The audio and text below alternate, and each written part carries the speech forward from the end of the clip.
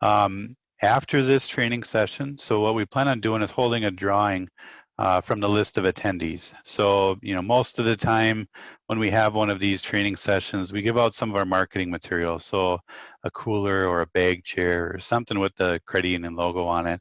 The two problems that we have with that right today are, number one, we're remote. I really can't email you a bag chair or a cooler. And the second one, a lot of times you may get those things and you may not even need it. So what we are giving away today is something that I'm very confident that any one of you could use, or else you wouldn't be here today. So what we're going to do is we'll draw from a hat 4 lucky people who will get the opportunity to further enhance this training opportunity by having a one-on-one session with the representatives from CDS. And they can assist you with any of your personalized questions that you may have.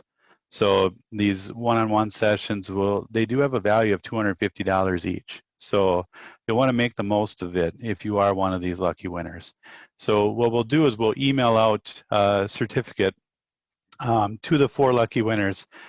So watch your email, not only for the survey, but also to see if you're one of the lucky winners. So now I want to turn it over to our presenters for today. So we've got from CDS, Jordan, Carolyn, and Carla. So. Good morning, guys. Welcome from afar. My name is Carla Hemish. I have been with CDS for 5 years. I am based out of the Wilmer office, but I work from my home in Paynesville 2 days a week. I'm Carolyn. I've been at CDS for 5 years. We're all 3 QuickBooks ProAdvisors, and I'm based out of the Wilmer office as well. I'm Jordan. I've been with CDS for about 2 years now. I'm actually based out of the Benson office, but come to Wilmer a day or 2 a week to work. So with that, I think we can get started. We're going to go ahead and turn our video off just because we've got QuickBooks training files and PowerPoints to show everyone. Start, I just want to talk about a couple of things. The first thing is that we are going over QuickBooks 2020 for our presentation today, but you don't have to worry if you're in QuickBooks 2019 or 2021. Everything we're talking about here is very applicable to you, and you should be able to follow along in your file. The other thing that I'd like to say is that we're using a QuickBooks sample file, and everybody has access to these sample files. They're kind of a nice resource if you want to practice something or look at something or turn some preferences on and you don't want to do it in your company file. This is a good practice tool, so we'll show you how to get into that too. And then we've also got a chat box open in our Zoom meeting, so if you have any questions, feel free to get in there and ask those to us. We'll try to address those as we go, especially if they apply to everybody. So we will begin. Here's our introduction and some of our contact information for you to get a hold of us. We'll have this at the end too. Some of the abbreviations. So QuickBooks will just be QB in many of our slides. And then some keyboard shortcuts. We tried to put all of these in the slides where these apply, and they'll be the control plus the letter used for those. And then here's the agenda we're kind of going to follow today. You can see we're pretty much going to go through from setup to transactions to year-end cleanup to just about anything you could need to know. One thing that I'd like to note is that the QuickBooks Online portion has a dedicated place towards the end of our presentation, and so everything up to that just pertains to the QuickBooks desktop. A lot of it is general information that will still apply to you, but just know that we'll go into QuickBooks Online and specifically talk about some of that later. So to kick it off, here are some of the versions of the QuickBooks desktop that are out there. So we've got Pro, Premier, and Enterprise. The Pro is kind of the base level. It really has everything that a client could need. Accounts payable, receivable, some inventory, job costing, 1099s, bank reconciliation, sales taxes. So it's really a good program and really offers everything you could need. The step up from Pro is the Premier version. So it offers all of the features of Pro, plus the Inventory Center and expanded inventory tracking and assemblies. You can create sales orders, purchase orders. There's price levels. You can view past bank recs. One of the big differences is reporting by class. And then there's forecasting and planning and some reversing entries. The highest level of desktop is Enterprise. This is a version we don't typically work in a lot and is usually something that really exceeds clients' needs. It's pretty advanced, but some of those features are the ability to process transactions, multiple locations, list items, fixed asset manager, and the statement writer. Moving on to QuickBooks Online. There's quite a few versions of these, so there is another slide of this. The base level is the self-employed. We don't work in this one that much either. Kind of for the independent contractor, anybody who has a Schedule C business, basically just allows you to separate your business and personal expenses and track your mileage. If you're wanting to use this for more business features, we start getting into like the business categories, which are the Simple Start, the Essentials, and then on the next slide, we have QuickBooks Plus and Advanced. So the Simple Start, you can see some of those features there. One full access user, invoices, sales tax, kind of everything that you would need for your basic transactions and entry. A step up from that is the Essentials. So you've got all the Simple Start, plus you can have 3 users, manage and pay bills, automatic invoicing, time tracking, and some more reports on that one. Moving up, we've got QuickBooks Plus. So you've got all the features of the Essentials, plus access for more users. You can start tracking hours, purchase orders, and then again, some more access to reports there. And then we've got the advanced version. So similar to the enterprise version of desktop, the advanced version is usually a lot more than most people need, and also a version that we don't see all that often, but there's access for a lot more users. You can import invoices and then some custom user permissions on that. All right, so to choose the correct version, the first thing you kind of need to decide is whether you want to be using desktop or online. Either really has the option of, being customized to meet your needs and do whatever you need. We'll talk more about some online advantages and disadvantages later in that section. But one thing to note with that is that, it's a little easier to go online and access from other places, whereas the desktop is software on your computer or your network. So for QuickBooks Desktop, Pro and Premier are both suggested for businesses with sales up to $1 million and up to 20 employees. These are just some general guidelines. I run a payroll that has more than 20 employees. I've got one that has more than $1 million in sales, so definitely capable for whatever you would need it to be. The major needs that would require you to have Premier over the Pro version would be if you would want to track by class and report by class. And this would be something where if you had multiple locations and you wanted to keep your profit and loss separate and track expenses and income on those different locations, that would be something you would need Premier for. Sales orders, batch invoicing, business planner. The other really big key component here would be Inventory Center. The Pro version doesn't have an Inventory Center, and so if you need a little more advanced capability with that, we would recommend going with the Premier version. Additionally, the Premier version has different industry specific, such as nonprofit, manufacturing, contractor, retail. Not to say that Pro couldn't do that. You can customize your file as how you need it, but those would just be some of the things that would require Premier over Pro. Otherwise, if you don't need any of that, QuickBooks Pro is a really good option and a little bit cheaper than the Premier version. For QuickBooks Online, a little bit, we talked about this. Self-employed is really only for the Schedule C. There's very limited features on this one. And then depending on your business needs, here are some things that would require the Essentials or the Plus version over the Simple Start. So, if you need, 5 or more users on it, you'll have to go with the Plus. If you just need 1, you can go with the Simple. Managing and paying bills, you would need the Essentials or the Plus. Time tracking for the same thing. And then for class and location or purchase orders, you would need the plus subscription as well as 1099s and budgets. So just some things to keep in mind with what your business needs might be if you're choosing the QuickBooks Online is that you can't do everything with all of those. All right, and we're gonna move into the setting up the QuickBooks file. And we're actually gonna go through a setup here. And so when you're in your QuickBooks, this is how your initial screen is going to look. So the first thing is gonna do, you're gonna start QuickBooks, it should bring you here. You're going to create a new company. So go through.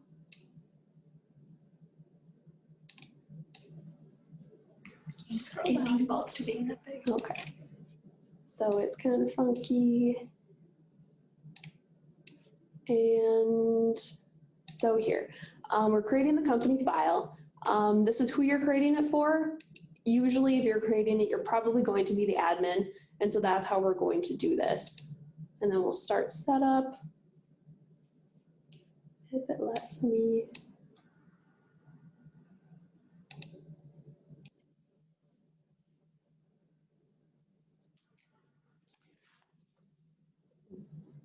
And I have to do the sign in here.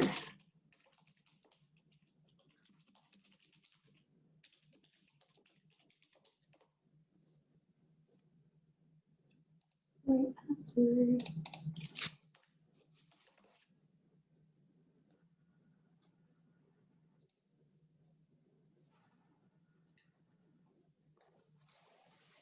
All right.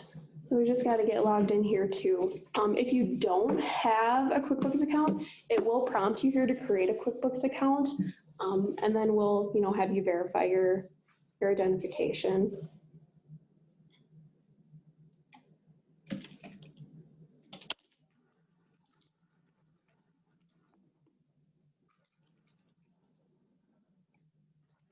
Okay. So this is the detailed start. When you do the start, you can either do the express or the detailed. We're going to go through the detailed just because so you can see everything that it wants you to set up. So what we're going to do is we're just going to create a test accounting business here.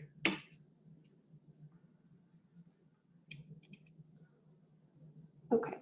And then, so for your industry, we can click this here. And this is going to bring up a list of, general businesses that you can use. Basically, what it's going to do is import a preset chart of accounts over here. So we know that we're going to do accounting and bookkeeping.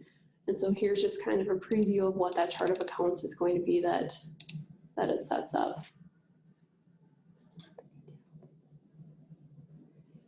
So, and then the next thing you're going to want to do is you're going to put in your business type. So this is how your business is organized. We're going to set up a partnership here.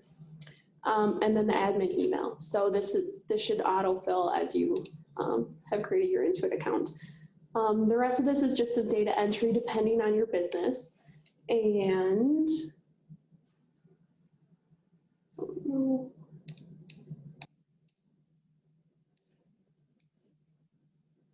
Move it to our big screen. can I move it? Just to select it.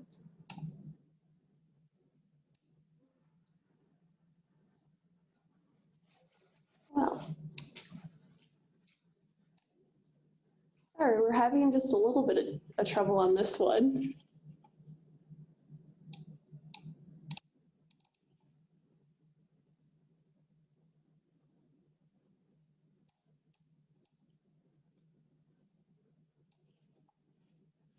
No, that's okay. We will, I'm not really sure why this one is not letting us.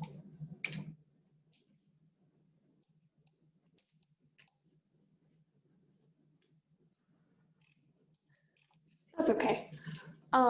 There's some, there's next buttons down here. I think we'll just close out of this for now. Basically, that's what the setup is going to look like. It's also going to show the Easy Step interview, which is kind of the screen right here where you enter in all your information. You'll You'll have to set up your entity type, your password, and then the next thing you're going to want to do is choose where to save your file. This kind of varies depending on what you need, how many users you're going to have.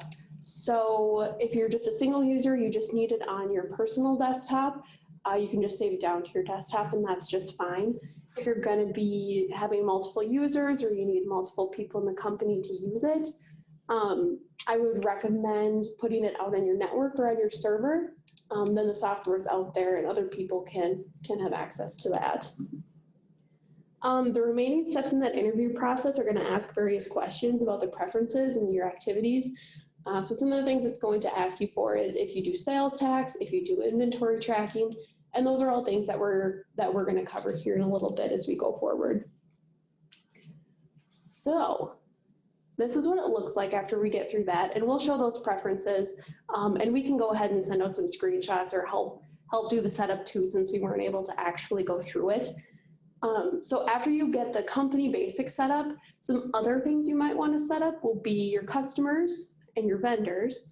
So we can go into the customer center and we can see that this sample file already has all of these customers set up.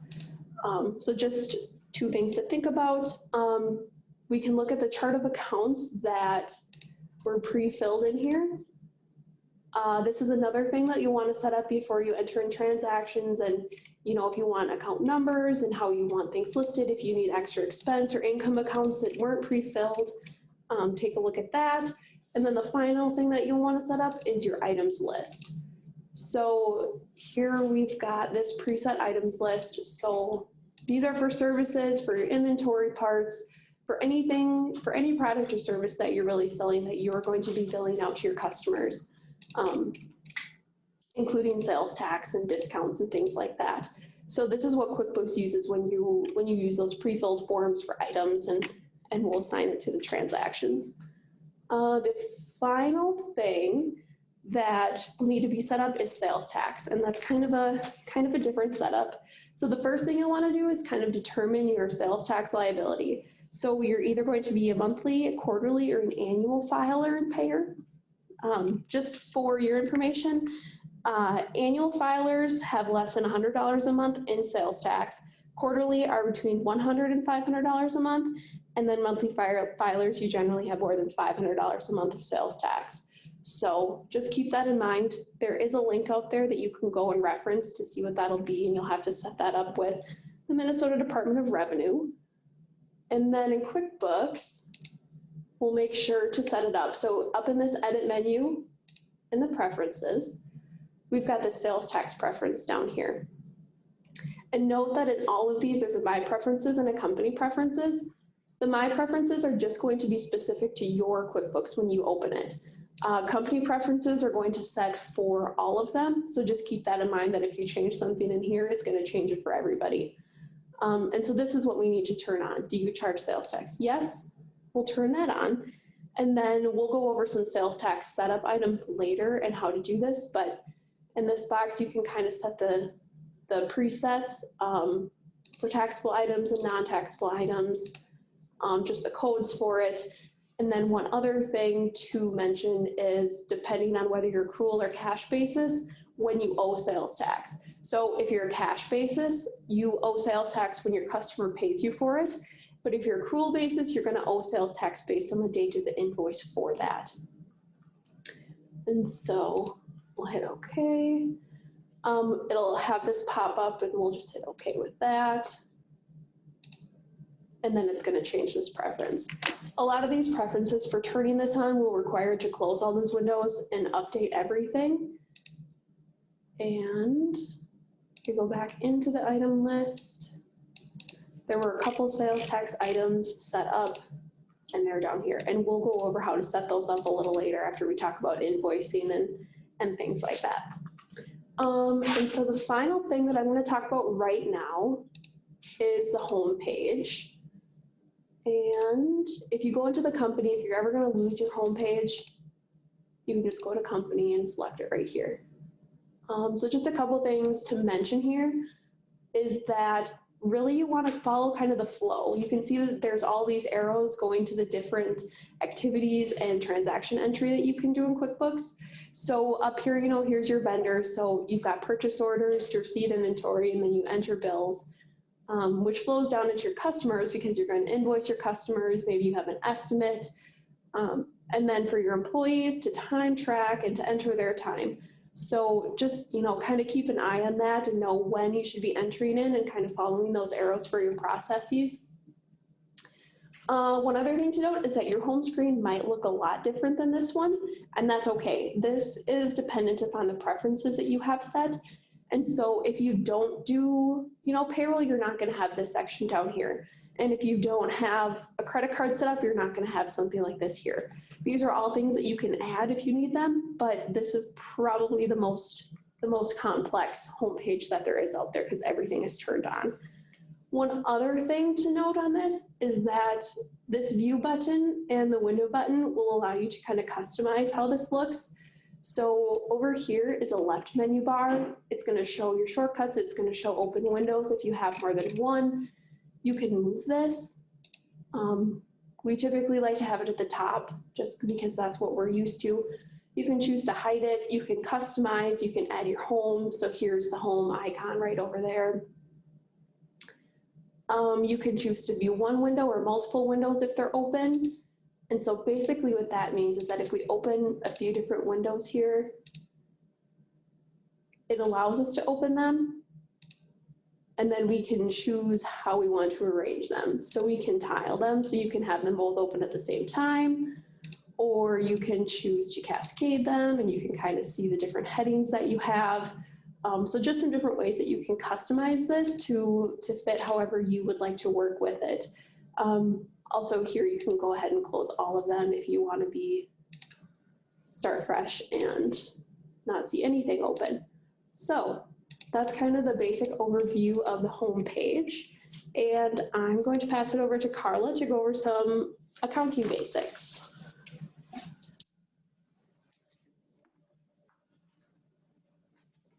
All right, thank you, Jordan.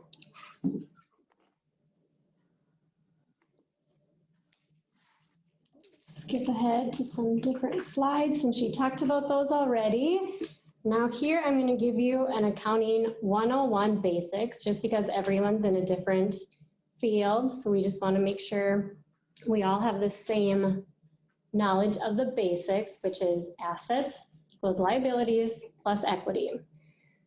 So your assets are what you have and what people owe you. So your cash, your equipment, your buildings, and then also your accounts receivable that your customers owe you. Your liabilities is what your company owes, so loans and bills with accounts payable that you owe your vendors, and then the equity is the difference between the two.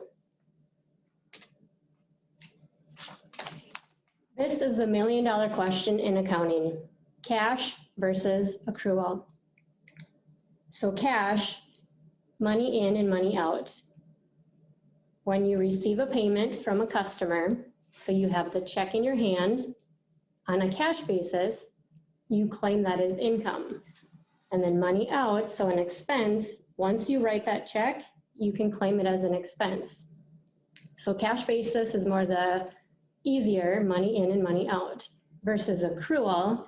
Once you invoice the customer, you have to pick that up as revenue on the accrual basis. As soon as you incur a bill from a vendor, that is an expense for you.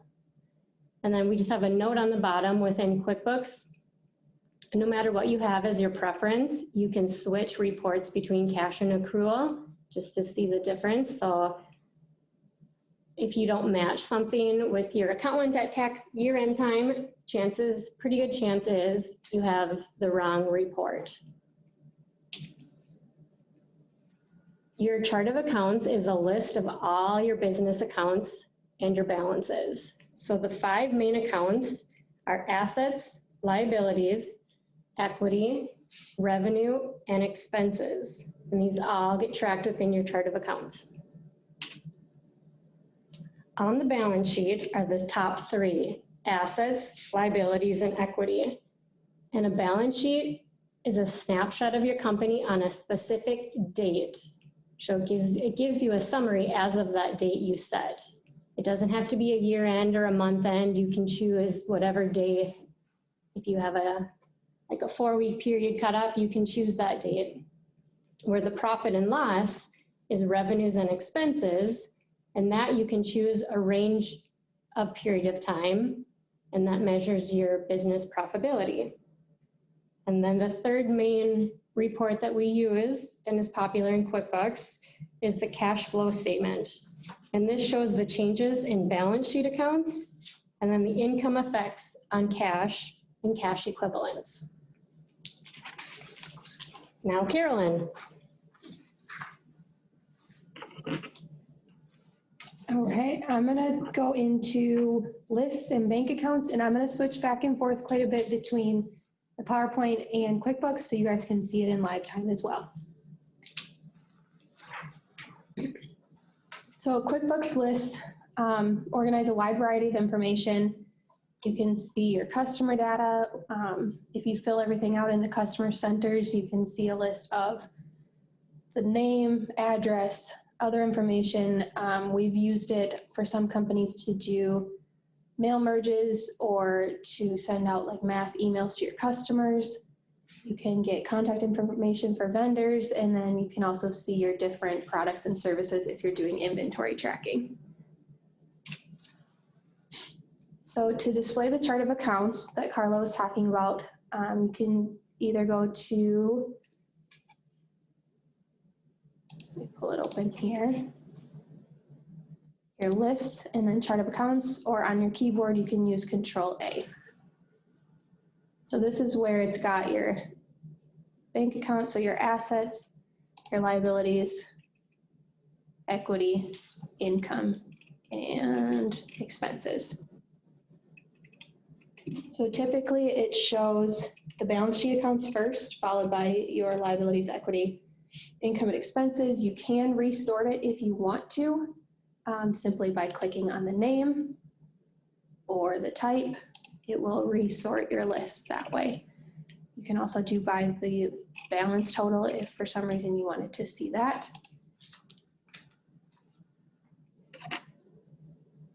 To edit an account, you can select the account. So say you wanted to change your depreciation expense to say something else. You can right click and edit, or on the bottom you've got your account menu here and you've got edit here as well. Otherwise your Control-E is your keyboard shortcut. Oops. So then you can make whatever changes you need to. If you need to add a sub-account or make it a sub-account of another one, you certainly can do that here as well. And then you just hit save and close at that point.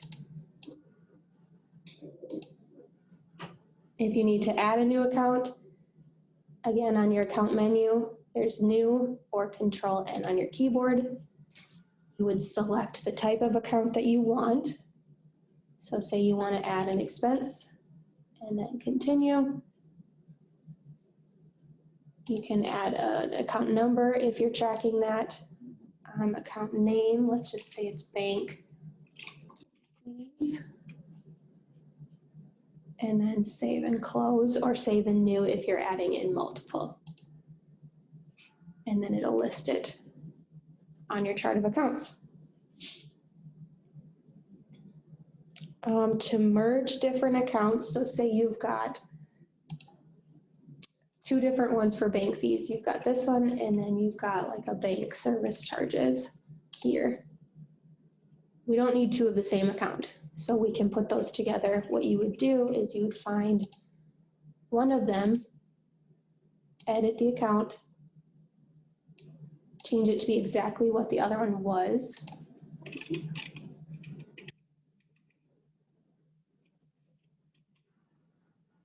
So 60.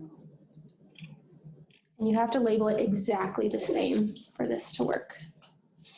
So you'll put your account number in and bank service charges.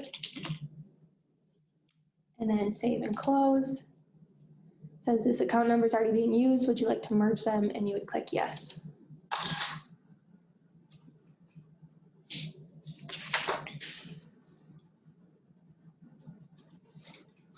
If you want to make a list item inactive, you can right click and make account inactive here, and it will disappear. If you want to show them again, you've got this little checkbox on the bottom that says include inactive, and it'll show up. You can also make other ones inactive just by using the X here.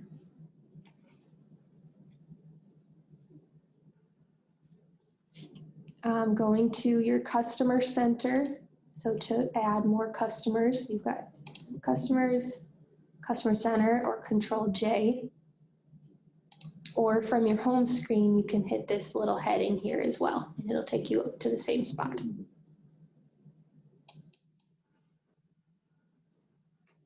So if you're adding a new one, you've got your new customer and job here. New customer. We will talk about jobs later in this presentation as well. So say you want to add customer.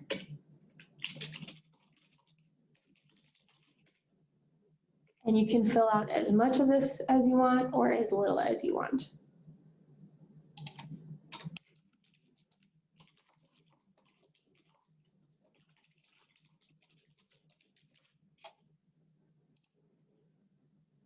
That's just adding your shipping information if you're going to be shipping or printing shipping labels or anything like that.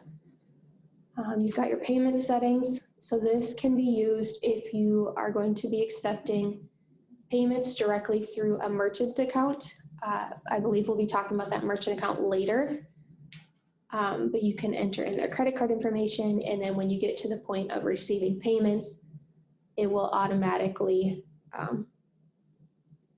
pull from that card that you've got entered. Sales tax settings, we'll talk more about the sales tax later as well, but if they're specific to a certain area, the sample file defaults to California. We will talk about Minnesota stuff later, but you can choose the default setting that is used for that customer.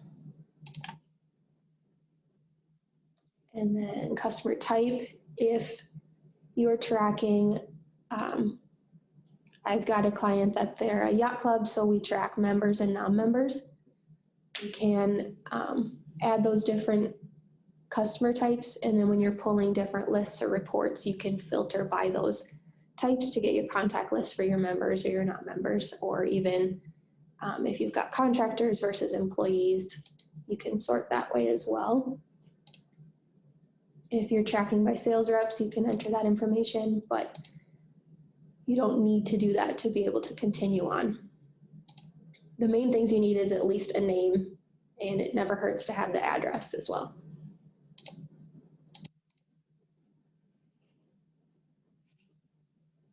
So then if you wanted to print information on just the one customer, you can select that customer, and then there's print up in the top bar here. If you just want the job list or the information, you can certainly print that out. If you want to see all the transactions that that customer has within your QuickBooks file, there's this quick report onto the side here. It'll bring up a report within QuickBooks. You can change your dates to just show last year. You can show all transactions. You can filter it however you need to through here. And then it's kind of the same thing with your vendor center as well. You've got the option here to go in. You've got the vendors here and your vendor center. And then the big thing with vendors, obviously you want the name in and the address.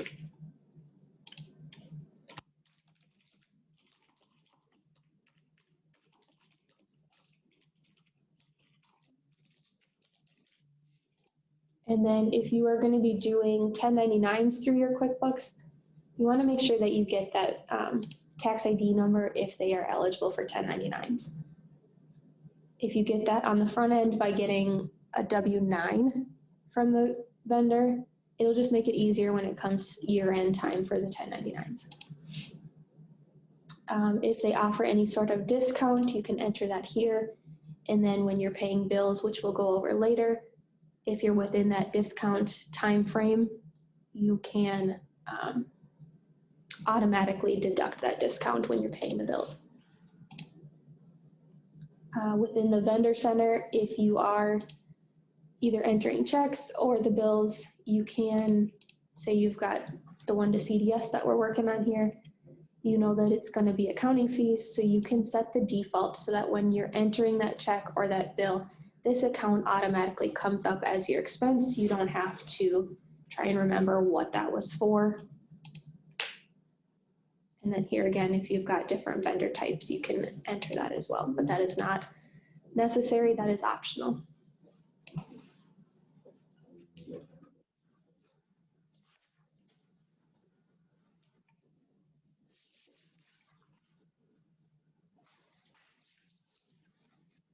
Okay, so coming from the vendor center, we're gonna start talking about QuickBooks checks and some of these transactions. And so this first thing that we're going to do is talk about how to write a QuickBooks check. So obviously you'll need to have some vendors set up in here in order to write a check out to someone. And so we've got this preset list and we've got this list in here. So let's start from, we'll start right from the home page, which is where you will typically start when you open your file. And so from this top menu bar in the banking, we are going to write checks. You can also do Control W on your keyboard as the shortcut for that. So in this screen, QuickBooks is nice because it shows the forms exactly, you know, kind of how they are. So we're writing a check and we're going to print this one later. So this would be if we want to do this on pre-printed check stock. We've got the bank account in here. We're saying that this is going to print, so we'll assign a check number later when we do that. And then in the page of the order of, so we've got an accounting bill from CDS. So we'll page of the order of CDS. It's for $100. We can go ahead and throw a memo in here if it was invoice 12. And then down here is where you can assign the expense. QuickBooks is pretty nice because you can either in the vendor center, you can assign a typical expense. So CDS is probably always going to accounting fees. So you can always assign it to go here. Otherwise, there are preferences in here where you can choose to select for this to like pre-fill and memorize and remember things. If this isn't the expense you wanted, maybe we did some financial statements for you and you wanted to go to printing and reproduction. You can just go ahead and check out the chart of accounts and see where you want that expense coded to. If the expense you want isn't in here, I'm not sure what else we would do, but we'll just go with bank fees. We've got bank service charges. If you start keying it in, it will autofill. If it's not in there and you want to add this, it's going to prompt you to set up. And if you set up, you can go right into the setup screen and do that like normal to add that new chart of account in there. But for now, we want this to go to accounting fees. So we've got this bill set. Everything is in here, and we're going to do save and close.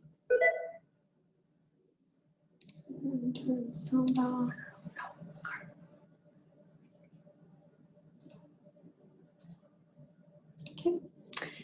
And so if we're writing this check, so if we're going to print this on the pre-printed check stock, up in the file menu, if you go down to print forms, this is where you're going to find everything that you've recorded and need to print later. So we'll go down here to checks, and this is going to bring up a list of the checks you recorded but haven't printed yet. So you're going to verify that the bank information is right up here. You might have multiple bank accounts. So this one has a savings account too. Maybe you're writing a check out from petty cash. Verify the first check number that you have in there. And then if there's multiple checks, you can select all of them, you can select none of them, or you can select whichever ones that you want to print right now. And so you're just going to hit OK, and it's going to prompt you to the settings screen. So the printer, we do have some clients where we had their signature on file, and so we do just have the signature print automatically on the check. If you would want that, if you wanted to add a logo, you could add that in. Just some miscellaneous setup and things, so fonts, how your page is going to print. And so then you just hit print and make sure that it's going to ask you if it printed okay. We don't care. If it didn't print okay, right here it says reprint. So you can just place a check mark in there and hit okay, and it'll let you reprint it. This is a lot easier than a lot of other systems that typically, if you would use. Typically, if you print a check and it didn't print right, you would have to go through and void the check and get a new one and reprint it, but this one doesn't. So even if you want to test print it on a piece of blank paper first and see how it's going to print, you can always come through and then print it on your check stock later. Something that I do once in a while is I'll print a PDF to see what it looks like first, make sure that it looks okay and it's how I want it to be and the format is okay, and then I come back and do this reprint. And we'll hit okay. You might want to reprint that one later. The next thing we're going to go is to how to print a vendor account number on a check.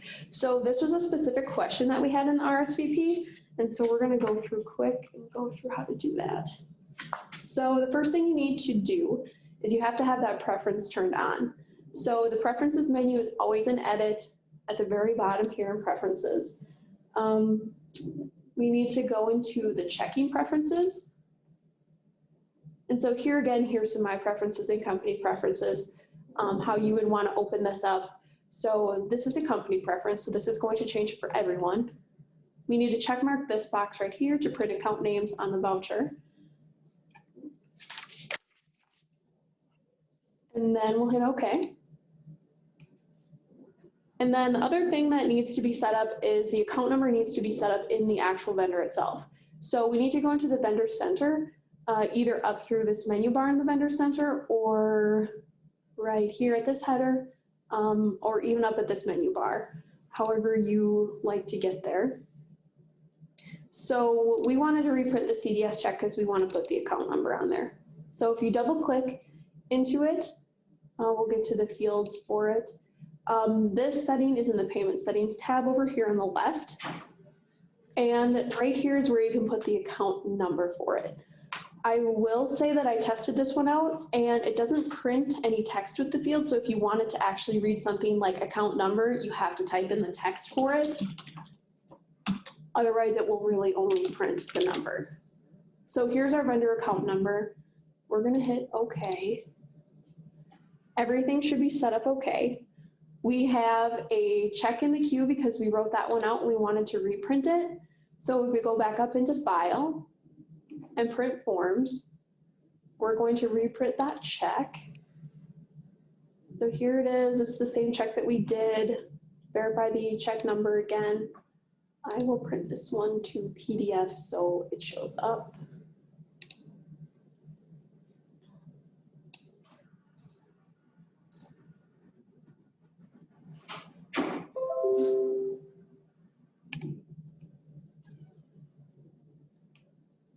Okay, so didn't like that one. We'll reprint a different one. It didn't like that one because it was already in the queue. So we're gonna just write another check. Sure, we'll write it to the city of Bayshore for $150. Maybe it was for a building permit. And so here the same thing. We're gonna print this one later, save and close. And then up in the file, which we didn't set up an account number on that one, so we'll just go in here actually.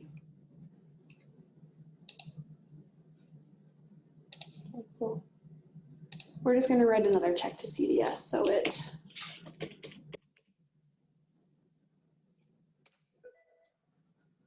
and you can have all these windows open at the same time. or you can close out of them. Sometimes it's a little easier to work with. And checks. So now we created 2 checks. So this was a good example anyway. So we only want to print our CDS check right now. I'm going to print it to PDF to view it.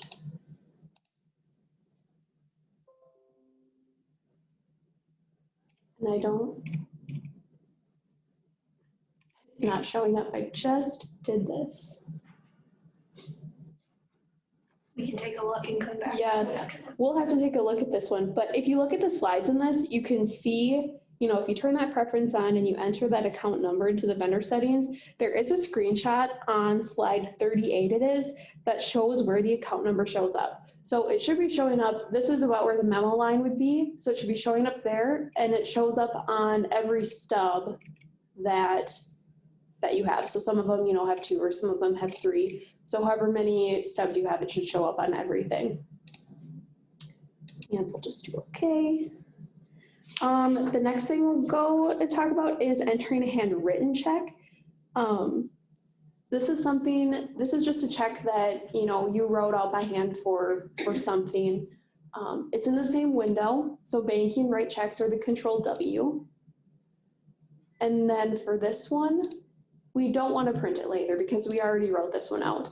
So we're going to uncheck the print later box, verify everything is here, assign the check number to what it should be. Maybe we wrote out check number 495. We wrote this one out to the city of Bayshore because there was a $20 permit that we needed for.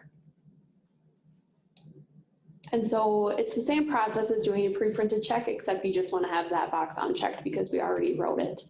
And then either save and close to be done with it, or you can save and new if you have a bunch of handwritten checks that you need to enter in. And we'll get back to the home screen here. And I will hand it over to Carla to talk about using the bank accounts and transferring money.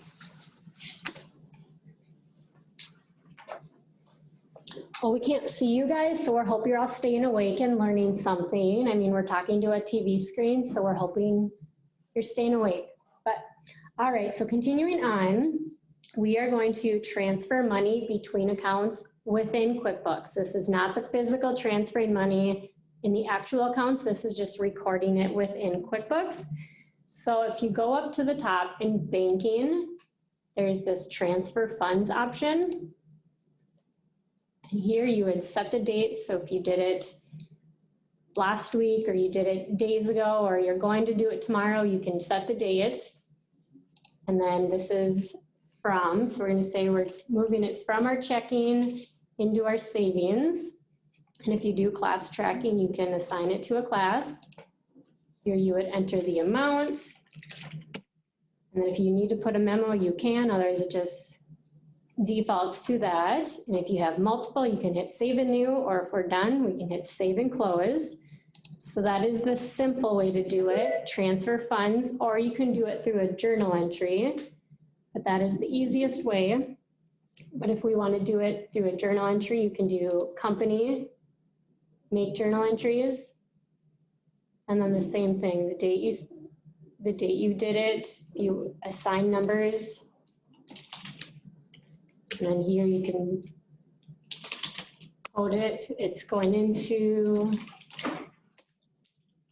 savings, coming out of checking. So that's another option, but the most user-friendly way is banking and transfer funds. Now to view your bank account registers,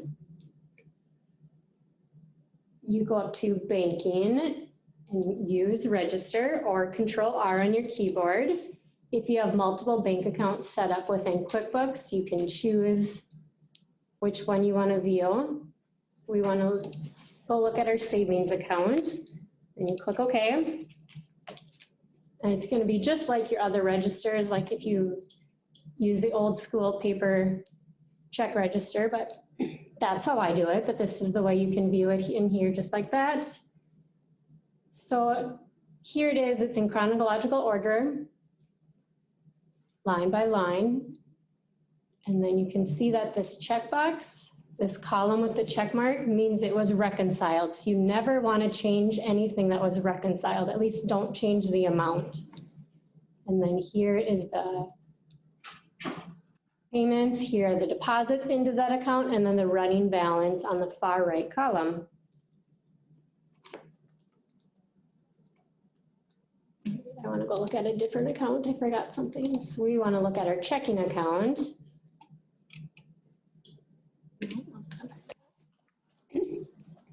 In some of the, if you have advanced, let me just record something in the future.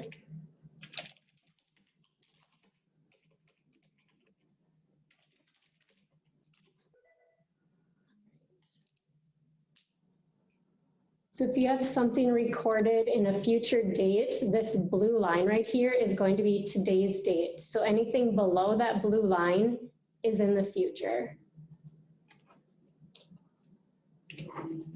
Okay, now we're going to talk about memorized transactions, and I'm just going to show you a bank transfer since that's what we just talked about. So let's say the 15th of every month you transfer money from your checking account into your savings, and it's the same amount of $1,500. First you have to save it. Then if you go up to,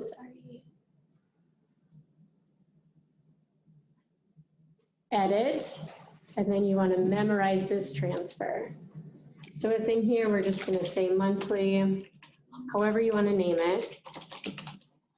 And if you want to be reminded, if you don't want to, if you just want it memorized, if you want them to automatically do it, you can choose these settings.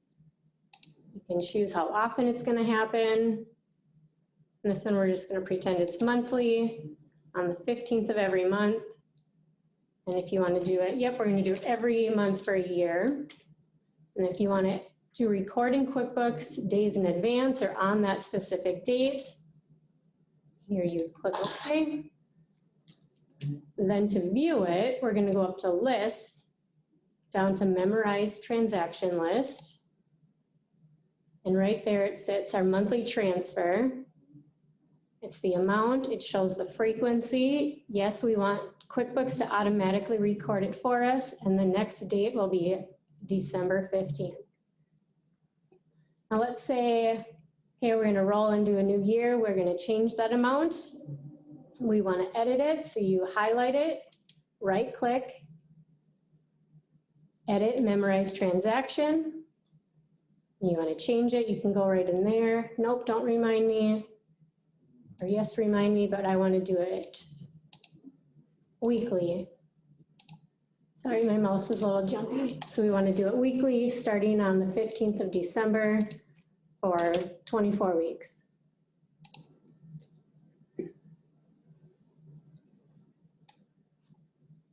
But if you wanted to change the amount, you'd have to go into it.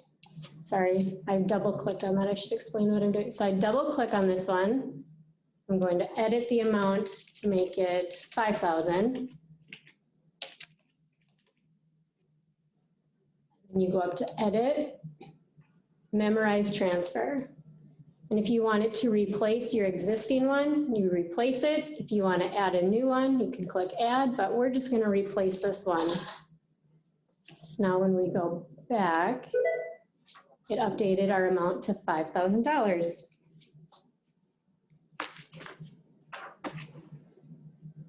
Now the fun part of reconciling your bank account. We like to tell our clients to do it at least monthly, or for sure monthly, if not quarterly. If you get too far behind, it can be a nightmare at year end and puts a lot of stress because reconciling your bank account is needed for taxes. So once you have your bank statement, you're going to click on Reconcile on the home screen, or you can go up to this banking option and choose Reconcile. And if you have multiple accounts, you're going to select the account you want to reconcile. You change the statement date, verify that the beginning balance ties to your bank statement, and then you'll enter the ending balance. I'm just going to use the same one for right now, but hopefully the beginning balance changes. If you have bank service fees, you can enter them right in here, change the date, code them to the account. If you earn interest on your account, you can enter that right in here. And then you can assign it to interest income. Or you can record these as a deposit and as a check. But this just makes it simpler if you're just going to record it as you get your bank statement. If your beginning balance does not tie to your bank account, that means something has changed since you last reconciled. And you might want to go look at undoing last reconciliation, or maybe an amount changed. And if it did, then you'll have to grab that. It'll list as an outstanding item when you do your bank rec, so you want to grab it with this current reconciliation. Click continue. So here are all our items that are still outstanding. If you have a lot of activity in a checking account, I recommend choosing this hide transaction after the statement's end date, and it'll hide any items that are after. So my date must be November, yeah. So all of these items listed are after my statement date, so that's why they're hidden.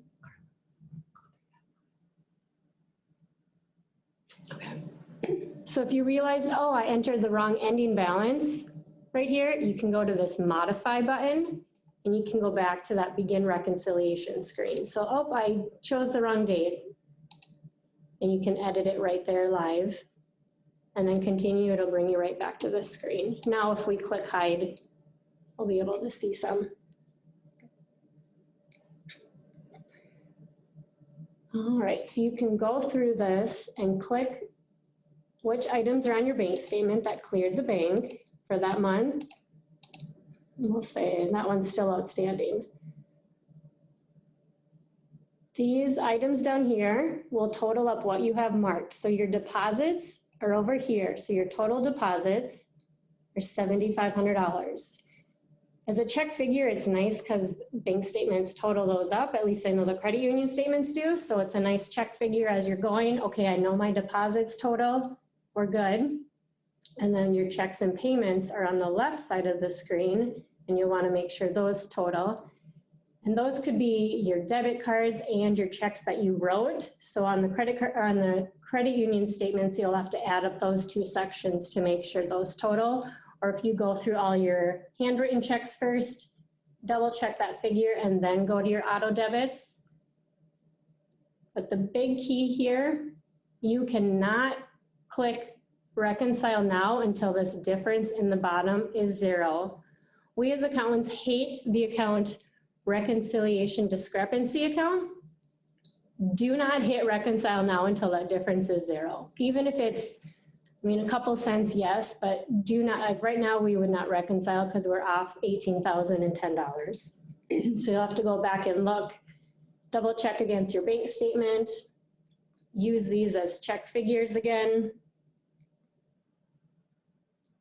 But if it was 0, let me go grab a different one. I chose the wrong one.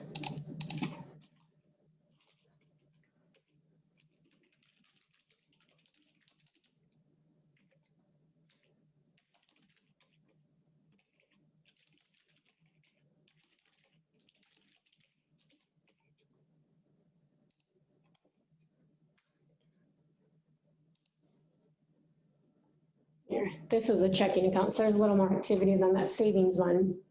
But you can sort by your check number.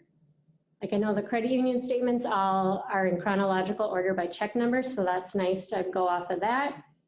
Or you can sort it by the date or by the amount. You just have to click the title at the top. Same with the deposits. You can resort them by the date or the amount. Let's say it was an easy savings account and everything cleared, you could choose mark all, or you could unmark all. But then right here, that service charge shows up down here, and also the interest earned shows up that we entered in this reconciliation screen. We have them entered right here, but then they show up with within our screen here.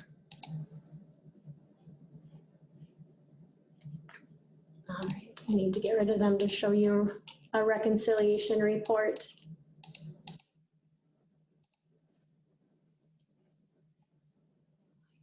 that 15?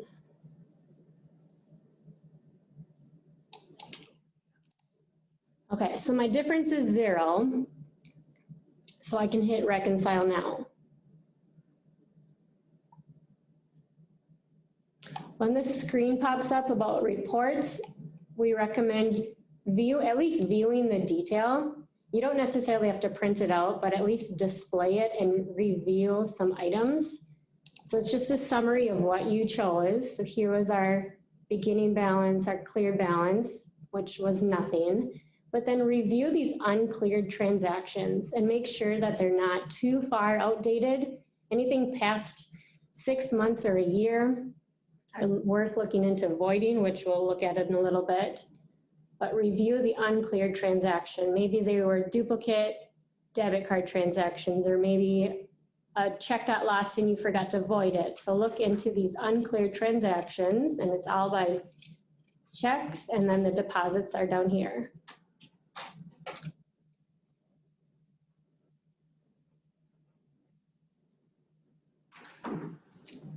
All right, I think that is it on the bank recs. So now we're gonna wanna look, let's say we wanna go look, okay, I know I wrote CDS a check, how do I go find it? I don't remember what the amount was. So it is the find option. So if you go up to edit, go down to find, or your keyboard shortcut is Control F. Here's the advanced where you could use some filters. Say, okay, I know it was the name, okay? I'm sorry. We're gonna choose, okay, it was just CDS. I just don't know what the amount was. So you can filter down by that, choose the name, and click find. And then anything that you wrote out, anything tied to CDS will show up down here, and then you can edit it. Or if you wanna use the simple version, choose this drop down. You can search for invoice, you can look for bills, credit card, journal entries, credit cards, checks. So here we're gonna look for a check that we wrote out to CDS. And if you wanna filter it in a date range, like you know you wrote it in December, you can choose that, or you can just enter one date if you think it was that. If you know the check number, you can search that way, or if the amount, let's say we just wanna search for CDS. So all of the checks that you wrote to CDS show up down there. Well, let's say we want to look for a specific amount. So we don't know who we wrote it out to, but we just want to look for a check number or check amount of $100. Okay, so there's a couple to CDS, there's one to Federal Treasury. So you can fill out as much or as little, but you at least need the transaction type and one other option. Okay, let's show an example of a credit card. Okay, we want to say, all right, we know we paid Bayshore by credit card, we just don't know the amount, or we use the wrong amount. So you can hit find and then double click on it to edit. And as long as there's no reconcile then a checkbox right here, you can change the amount. So it's like, oh, it was supposed to be $106, not $10.60. But if it is reconciled, don't change the amount. You can change the vendor and the account, but do not change the amount if it's already reconciled, otherwise your reconciliation will be off. And then save and close. All right, let's say we want to search for an invoice. We'll just choose invoice.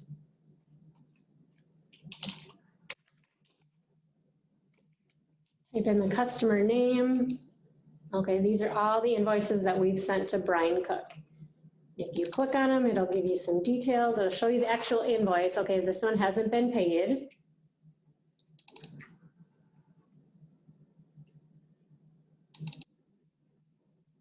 This one will show, okay, yep, it was paid and you recorded it as November 25th. So that is the find specific transactions. Next, I'm going to show you how to record credit card. Credit card charges, so you can, from the home screen, you could click here, or from banking, enter credit card charges. And if you use more than one credit card, you can make sure you select the correct one. So this one has 2 credit cards set up on their chart of accounts. Record it line by line or as you get the receipts. Enters one after another. Yep, we paid CDS. Man, CDS is making a lot of money today from us. Okay. Let's say you return something. You need to record that credit. So the same thing, it was banking, enter credit card charges, brings us to the same screen, but then you can choose this radial dial button of refunding credit. And it just changes to a blue, and then you can record it the same way.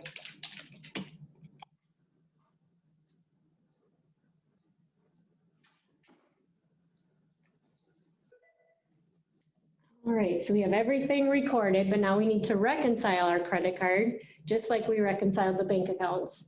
So you can choose from the home screen, reconcile, or at the top, banking, reconcile. And then this drop down is where you're going to choose the credit card. Statement date, of course, credit cards nowadays are all at a different closing date, so you want to match that up to the statement, make sure the beginning balance ties and the ending balance.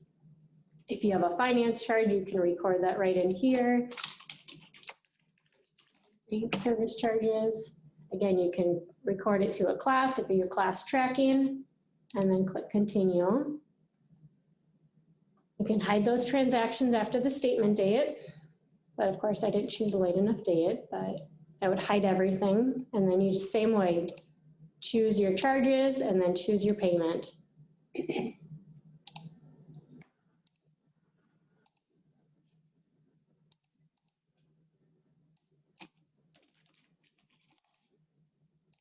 Once your difference is 0, you can click reconcile now, but don't you dare reconcile now until that difference is 0.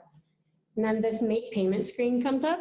And you can write a check for payment now, or you can have QuickBooks enter a bill for you to pay later. Or if you just want to, nope, I'll deal with it later, you can hit cancel. But if you want to, yes, I want to write a check for payment now. And then the reconciliation report is just like the checking.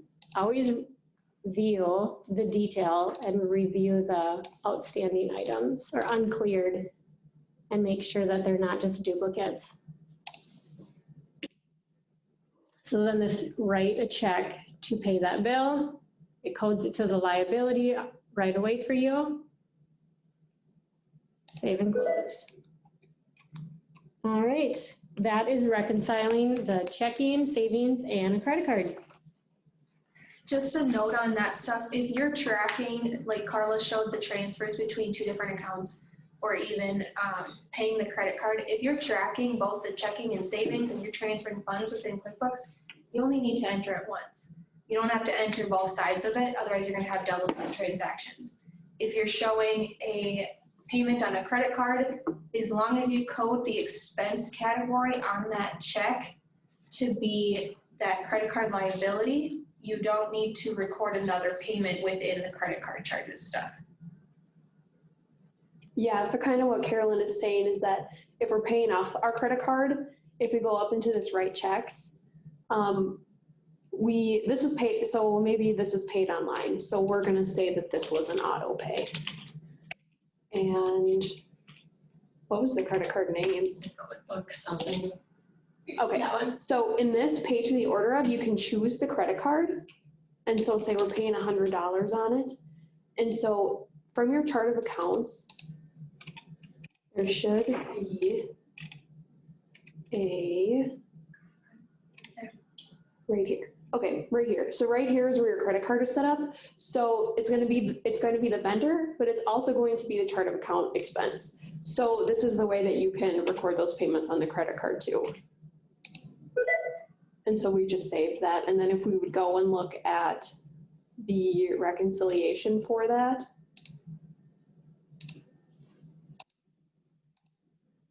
And we just said it was 25. When did I make that payment? So here's that check right here. So that's gonna come in and say that we paid a part of that on the 15th. All right. So this next section, we're gonna start getting into the customer side of things. So invoicing, sales tax, receiving payments and things like that. Kind of the first thing that needs to be done is the sales tax setup. So if you do track sales tax and pay sales tax and you are asleep right now, this is the time to perk up because this is a really important setup. Minnesota Revenue doesn't like sales tax errors, and they will penalize you for late filing penalties. They'll penalize you for underpayments. And so we want to make sure that we're collecting and tracking sales tax in the right way. So this is something that you set up in the list. So if we go up here into the lists, and we go into the item list. So if we go down here, this is another one where you can sort however you want. Right now, it's the default sort.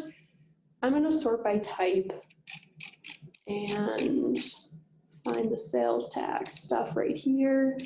So there were some default setups in this sample group. We're going to go through how to set up a couple Minnesota ones. And so, like everything, there's multiple ways to do this. You can either do the Control-N on your keyboard. Otherwise, if you go down here into the item, you could do new.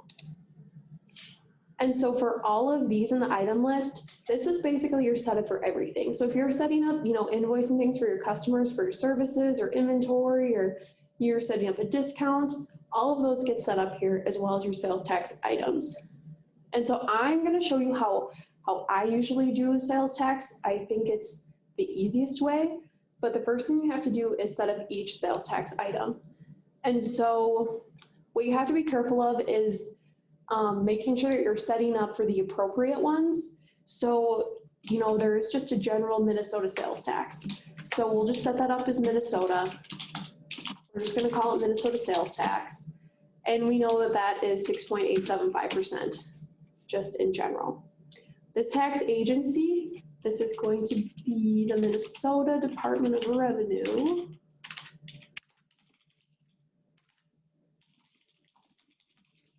And the same thing, if any of these fields you start typing and nothing shows up and you would select enter, it will prompt you to set up or quick add or do something for this vendor. For this one, we'll just do a quick add because we don't need to set up much more than that for this right now. So this is going to be the first one that you'll need to set up if you're admitting in Minnesota, 6.875. We're just going to hit OK. And then depending on where you're located at, will kind of determine if you have county tax or local city tax or anything. And so just for example, we're in Candy, Ojai County, and we're in Wilmer. So we're going to set up a county tax and a city tax. So what we need to do is create as many items for all the sales taxes as there are. You can either do that, hit this item and do new, or if you kind of want to set it up in the same way as your Minnesota, if you right click on this, you can actually duplicate the item. So sometimes these are kind of nice if you want the same setup, but you can't quite remember what it is. So this isn't going to be a duplicate. We know this is going to be Candy, Ojai County. And we'll just call it the same thing. And the tax rate is 0.5%. They're all going to be the same tax agency for Minnesota. We usually don't set up like an out of state or anything. So we've got this set up. We're going to hit OK. And we're going to ignore all the spelling. So we've got the Candy, Ojai County, but we also know that if we're in the city of Wilmer, there's also a 0.5 sales tax. So if we duplicate that one, we're going to call this the city of Wilmer.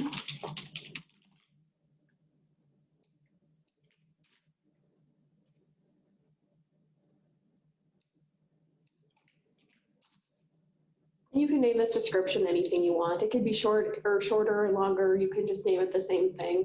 It's up to you. The tax rate for the city of Wilmer is also 0.5%.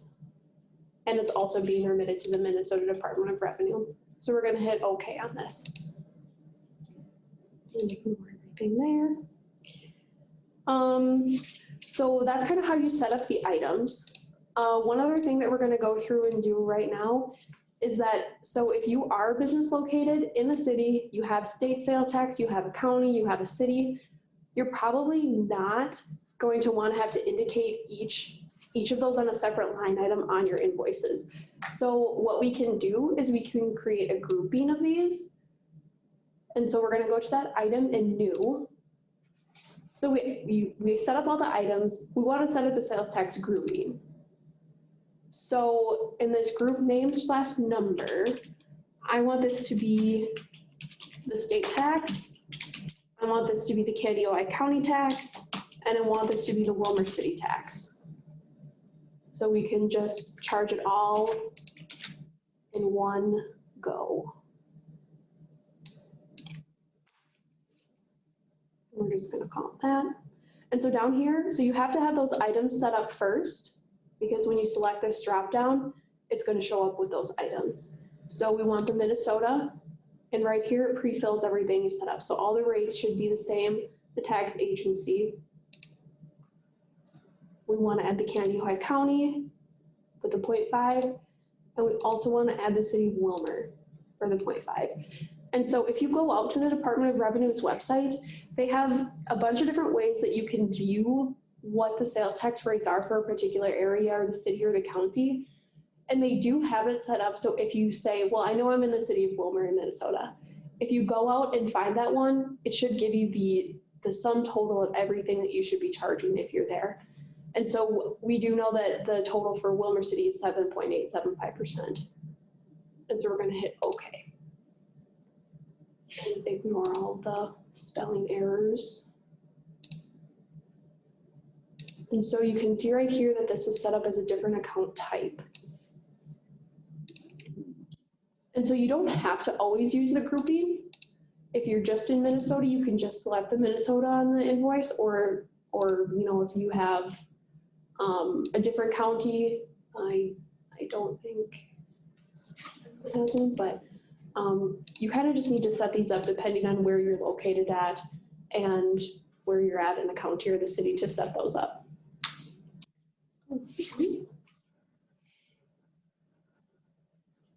So to use these, this is going to come into play when we're invoicing our customers. And so that's why this is the first step for all these customer things, is we need to have this set up if you are remitting and collecting. And so to show how this is working, we're gonna close out of all these and just head back to the home screen.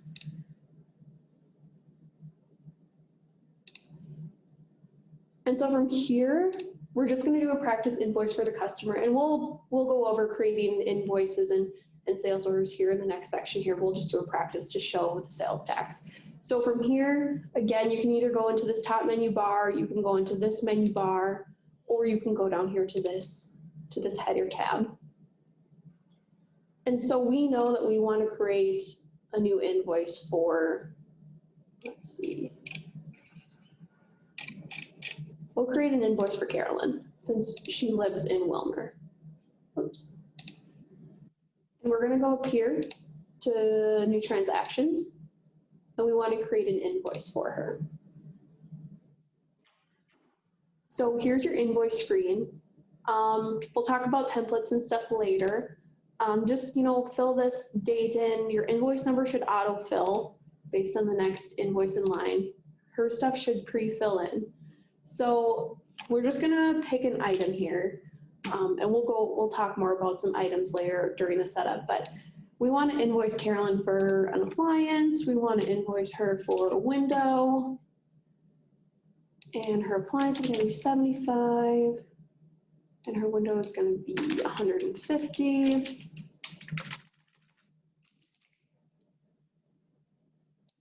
And so you'll see over here that these items are taxable. And so you can, this is a setting that you can choose in the item list for each of these, is whether it's taxable or non-taxable. And that's something that you'll have to do during your setup part, and it kind of depends on what it is and what service it is, if it's taxable or not. And that's something that we can help with and go through with to determine that with you. So we know that these are going to be taxable to her and that we need to remit sales tax for this. So we have all of that in there. And down here in this tax box, we want to select the sales tax grouping because she came to our store, she picked it up in Wilmer, and so we know that we need to charge 7.875% of sales tax. So everything there will autofill and we'll get the balance due. If this was only Minnesota, if we were not in a county that had a local or a county tax, we can just select the Minnesota sales tax option, and that's just the 6.875. But if you're ever in like a county and the state, you probably want to have that grouping set up because it just shows up as one line item down here, which is really nice. As an alternative, I think if we do sales tax, I don't think you can do it in the, yeah. So that's why those groupings are important, is so you don't have to have some weird items in here to try to charge sales tax. We can do this all in one shot. It's all calculated right. And we'll save and close that. This is gonna just say that we changed the tax item from her customer defaults. I usually select no on here just because it's going to change your past transactions. If you don't want it to change your past transactions, hit no. Sometimes it depends on where your customer is. Sometimes if they pick something up at the store, it could be the city and the county and the state. But if it's delivered and they're not really here, then it would only be the state. But that's something that we can help with too, to determine, when and where you should be collecting that sales tax for. So then once you've been, collecting sales tax all month from your invoices with your customers, you're gonna need to go out to the Minnesota Department of Revenue, and you're gonna have to file your sales tax return and remit the sales tax. So that is the next step. We're gonna start fresh again at the home screen. So one of the best reports for this is the sales tax liability report. So up on the menu bar in reports, it's in vendors and payables. And here's the sales tax liability report. So we'll just leave this at the default. You'll select whichever month you're going to be paying sales tax for. So what's nice about, actually we'll change this to December.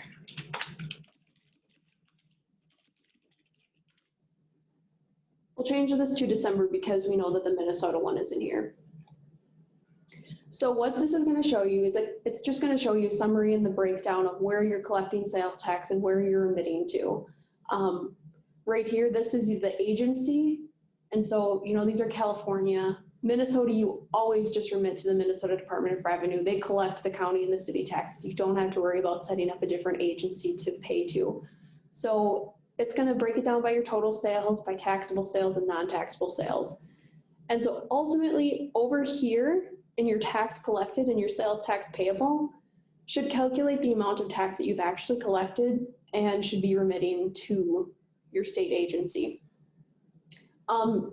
It usually ends up being slightly different just because Minnesota does round to the nearest dollar. So it's usually off by a couple of pennies.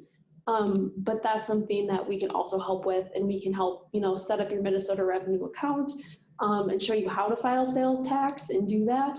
And then ultimately, when you actually do pay the sales tax, it's going to be paid up in the sales tax window.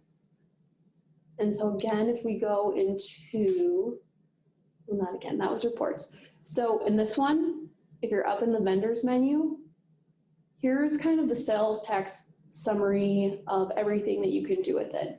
You can also pull the liability report here. You can do this sales tax revenue summary also.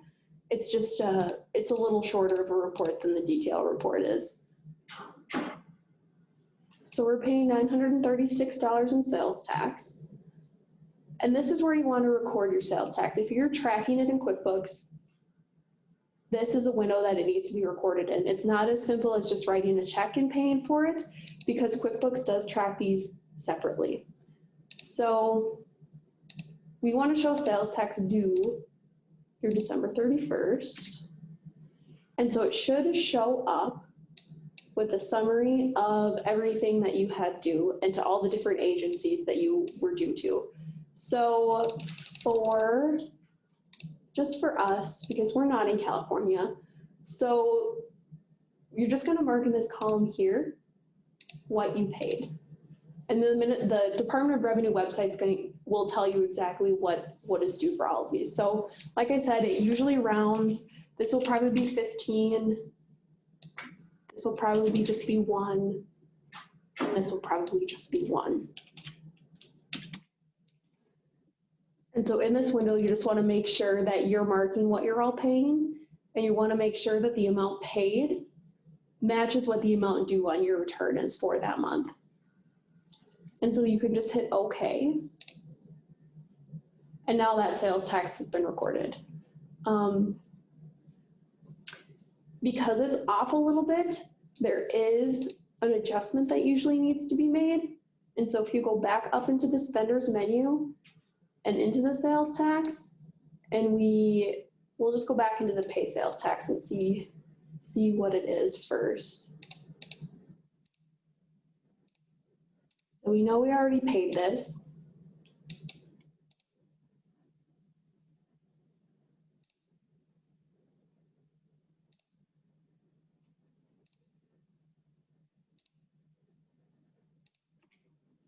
Okay, there it is. So you can see that we recorded that payment. So this is just down by the pennies that this was adjusted by. So here's the adjust button also. And I usually don't do it in the screen, but we know that we need to adjust 47 cents from the Minnesota Department of Revenue. And we want to adjust the sales tax due. This is a little complicated of an adjustment. And so this is also something that CDS can help you go through to do this, but I'll just quick show it to you.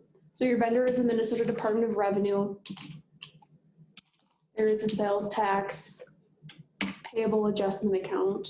You can't do it too, I believe it's an adjustment account.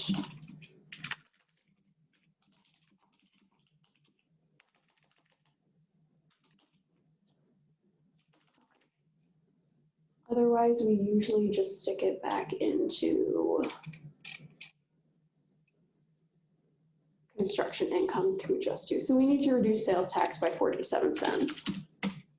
And we know that. And so we just recorded the adjustment to reduce it by that Minnesota adjustment. So that is kind of the summary of setting up sales tax. Definitely a little more complicated than some of the other QuickBooks things, just because there's involvement with the Minnesota Department of Revenue and required filings and payments. So again, this is something that CDS can help with, and this is something that I think that we've all done for tracking and paying sales tax, and we can help get you set up to whatever you need to be. And so with that, I will hand it over to Carolyn to start going over some sales stuff.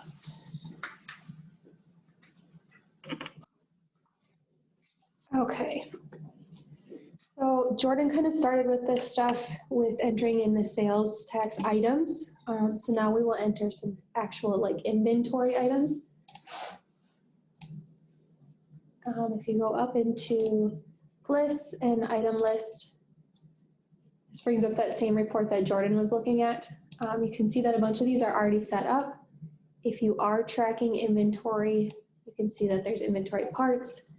You can also enter them as non-inventory parts, but then that won't show up on any inventory reports for you. So we will add new, and we'll just do it as a non-inventory part. And let's just say it's brown cabinets. You can add a sub-item if you need to. If you get it from a specific manufacturer and that part number's here, you can also put that. That will just help with if you need to pull lists of your items. You can see all that information so that you can track stuff down later. Units of measure, we don't usually use that, so you can ignore that one. And then this will be your sales price. So let's say it's $400 and it's taxable. And then this is whatever account you want it to go into. If it's a non-taxable item, you can change that here as well.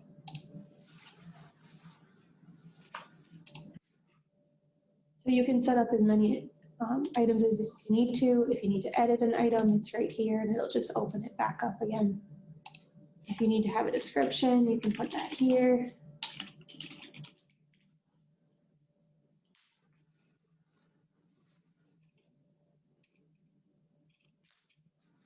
It's kind of the same process as what we've done with a bunch of other items that we've gone through, so I won't hammer that one down for you.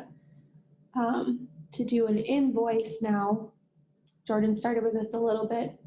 So creating invoices, you can either access it from your home screen there or from your customers, create invoices, or you can go to your customer center specifically to that customer and then create the invoice that way.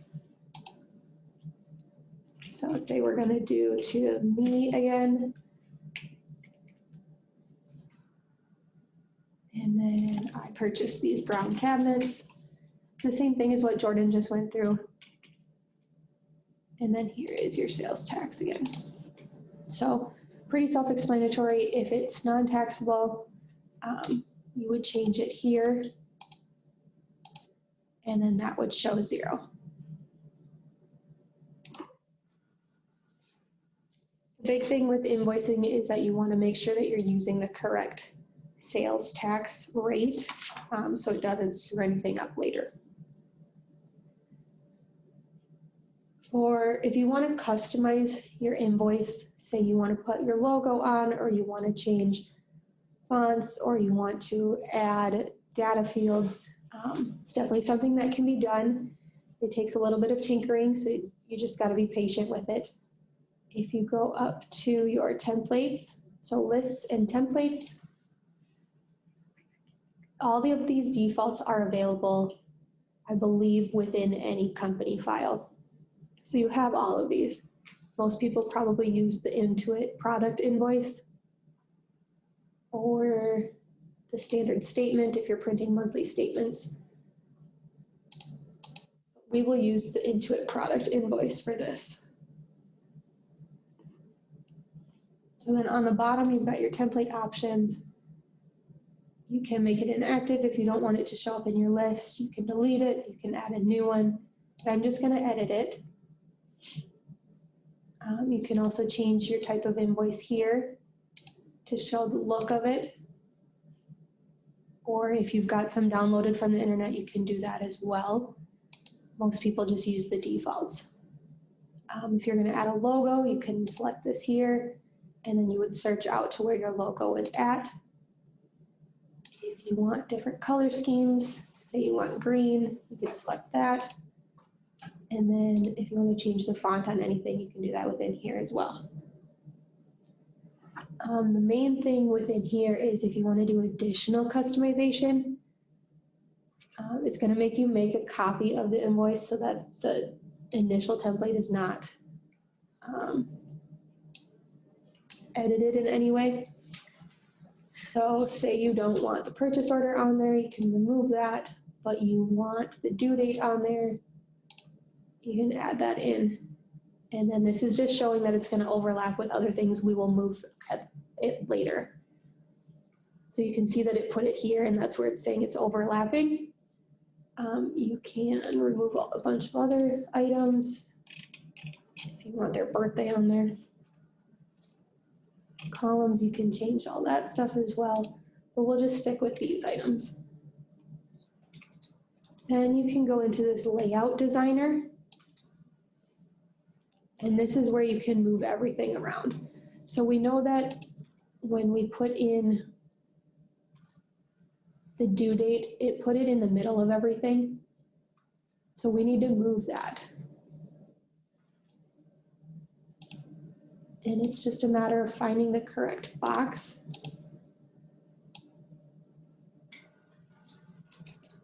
And moving it where you want it. Within here, you can also add some of those data fields if you didn't do it on that initial setup screen. So say you want the account number in there now, you would just select that and it'll put it on there and then you can move it around. If you want to remove items, just make sure you're selected on the correct one and hit remove.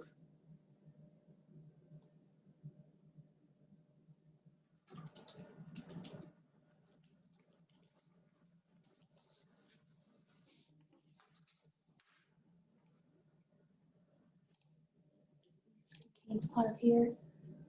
You can always go back to the default here if you want to. If you've made a bunch of changes and you're not sure how the statement is going to look, you can do this print preview and it will bring it up for you. Then you can go back into your layout designer if you need to and change things around.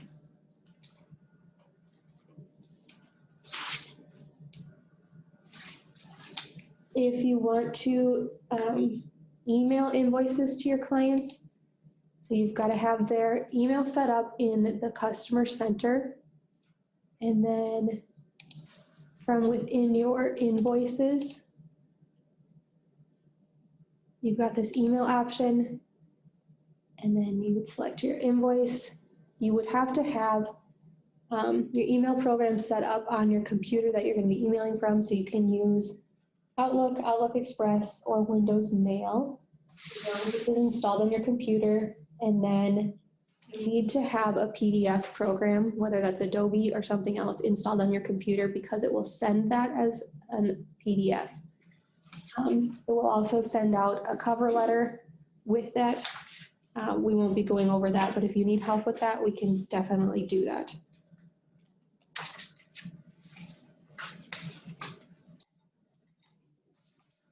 And Carla's going to go over some receiving payments and making deposits. And we're going to try and get through maybe a couple more sections, and we'll try to break for lunch at noon.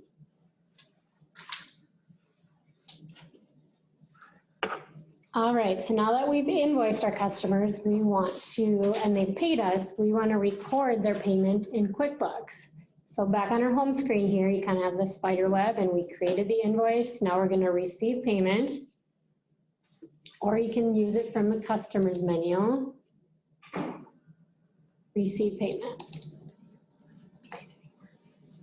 So within here, you can either do the drop-down menu or you can start typing in your customer, but like these guys have a long list, it's just going to save us time by typing it in and then highlighting it. And if they paid you in full, you can either hard punch it, or you can just check this box that yes, Carolyn paid us the full amount of this invoice, and it automatically puts that amount up here. So just by checking the box on the left-hand side. And then you can choose the date, you can enter the check number, or maybe she paid cash or used a credit card, which is a separate add-on, a merchant account we'll talk about in a little bit. But she wrote us with a check, or paid us with a check number. And save and close. That is if they paid you for a single invoice. Let's say they paid us for multiple invoices. We go to this receive payments. Use this example, and Brian Cook owes us for multiple invoices. So you can type in the amount, or you can go through and you know he paid us for this one and this one, and that. And then it shows the total on the right-hand side in this payment column, which also automatically generates the payment amount up here. You can change the date of payment, enter the check number, and save and close, or save and new if we're going to record extra. That's if they paid us in full for invoices. Let's say they only gave us partial payment. Just receive payment. We're going to use this one for example, that they only paid us $5,000. So I'm entering the amount, and it automatically pulls the top amount. So if there's multiple invoices, it would automatically assign it to the oldest outstanding invoice. So they paid us $5,000, even though they owe us $13,900. That $5,000 goes into the payment column, In the bottom left side is this underpayment box. You can either say leave as an underpayment, or let's say we know it's not going to be collectible, you can write it off. But for now, we're just going to leave it as an underpayment. We're going to record another one, so we'll say save and new.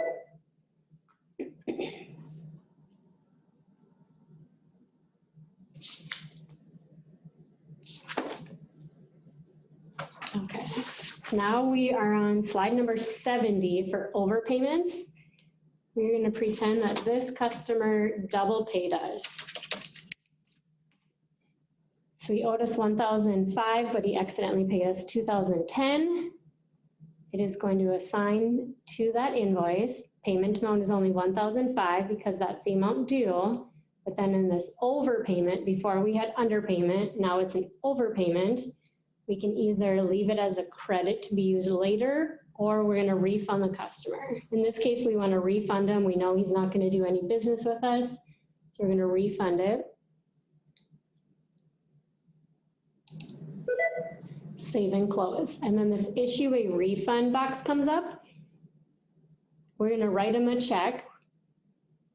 It's going to come out of this checking account, and we're going to just handwrite it. If you wanted to print it later, you could leave this box to be printed, but for now, we're just going to pretend that we hand wrote it with that check number.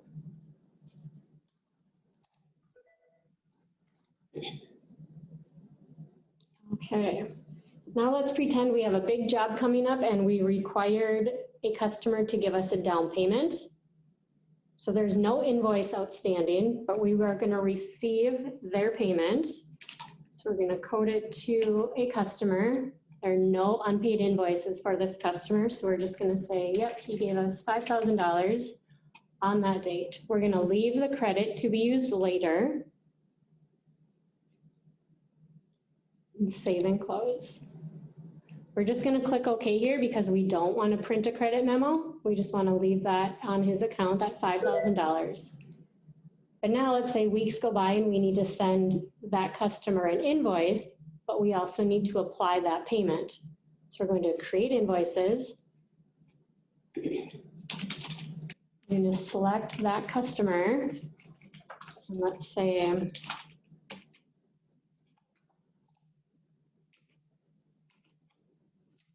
I'll just pretend he owes us $100,000.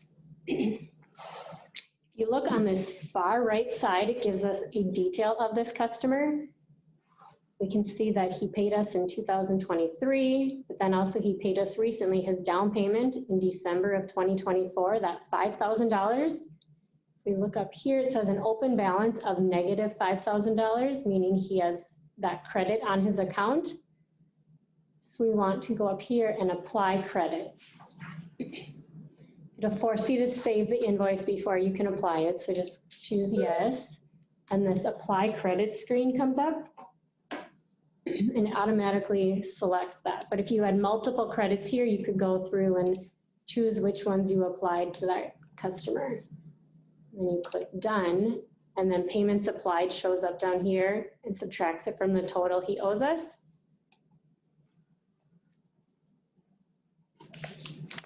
And you can click Save and New if we're done creating invoices. All right, so we receive payments. Now we want to record our deposits before we take them to the bank. So you choose this Record Deposits on the home screen. And these are all payments we've received from our customers, but we haven't taken them to the bank yet. So you can go through here and check whichever ones. Allowance cash, we'll leave that one in petty cash, so we'll just leave that one. And the nice thing, it totals up, so you don't always have to use your 10 key to double check, but not a bad habit either. Like, okay, we're gonna hold on to that one. He told us to wait till Friday to cash it, so we're gonna hold on to that. So your total is $17,742. A nice rule of thumb is, to make your bank reconciliations go smoother, make sure your deposits in QuickBooks tie your actual deposits to the bank.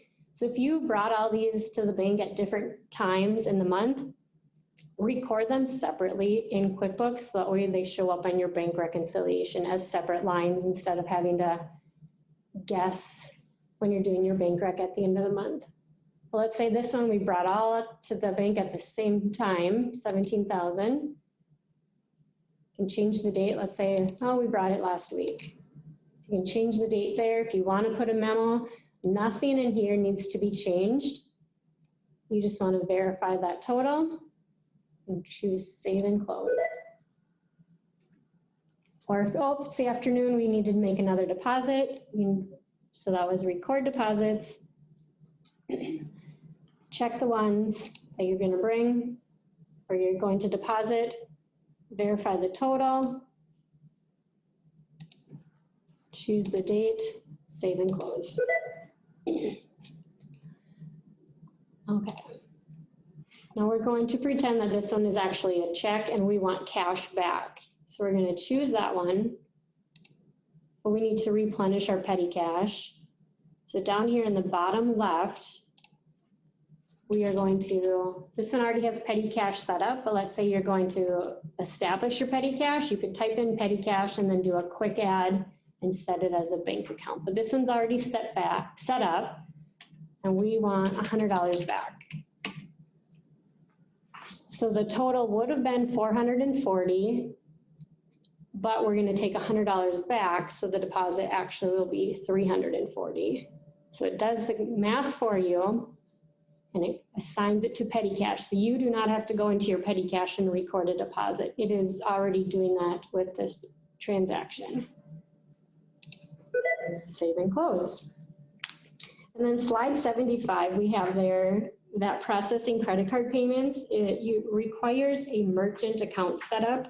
If anyone needs additional information on that, we'll be happy to help you with that. We don't work on that firsthand, but we'd be happy to get you any information that you may need.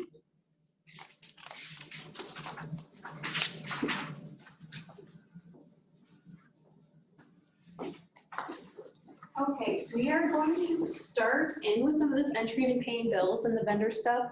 We'll get through a couple of the slides here and then we'll probably break for lunch in about 10 or 15 minutes or so. So we're kind of shifting gears now from the customer side to the vendor side. And we're going to start with entering bills and entering and paying bills. So if you are a cash basis reporter, entering bills is something that you don't need to do. You record your expenses when the check goes out, but if you're under the accrual basis, this is something that you will use because you are recording the expense in the period, that you enter the bill in. So for the first thing, we're going into the vendor center. So up here on the menu bar, or this one again, any way you like to get into the vendor center. We'll make this a little bit bigger. And there are a few ways that you can get into the enter bill screen too. So we'll just stick with CDS since that's what we know. So you can highlight the vendor here that you need to enter a bill for. You can go up here to new transactions and select enter bills. Otherwise, from the very top menu bar, you can go into vendors, and enter bills from here too. The only difference is that when you go on from this screen, you'll have to enter the vendor in. But if we go from this screen right here and we do enter bills, it will automatically pre-fill for that vendor. So entering bills is pretty similar to entering a check. We're entering the vendor name, the date. This will be your invoice number, the reference number, the amount due. And then down here is the bill due date. You can preset your vendor's terms for this.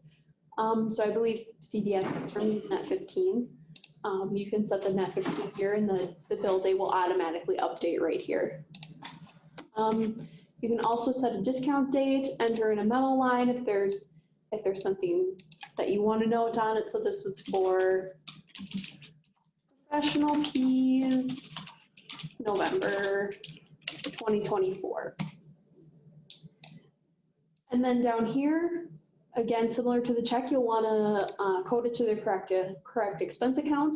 For this one, we just want to enter the professional fees and into the accounting. And then we'll just save and close. I changed the terms for it, so it's going to ask me if I want it to reflect. For this one, you can probably say yes. Typically, vendor terms don't change. And so then it will automatically default the next time that you want to enter a bill in. And so we can see here, we entered that bill in, And in this column right here is a summary balance of the amount due currently. And so if we kind of scroll through this list, we can see that there's a few open bills that need to be paid to some of our vendors. So the next thing we're gonna do is pay these bills. So from here again, I believe, yep, you can select the vendor and do pay bills. Otherwise, if you go up into this vendor tab, you can do pay bills as well. All right, here's the pay bills window. So up here, you can choose to show all of them. Sometimes it's nice to see all of them. Or if you are somebody who does, you know, a check run every week and you pay through everything that's going to be due for the following week, you can just select all the bills that are going to be due on or before that date, and then just select everything and pay it. For now, we'll just show all the bills that are due. So here it's sorted by vendor. It's alphabetical. You can go ahead and let's see, you can filter up here for anything you want. You can sort by specific vendors if you want to just one of the vendors. If you wanted to choose, okay.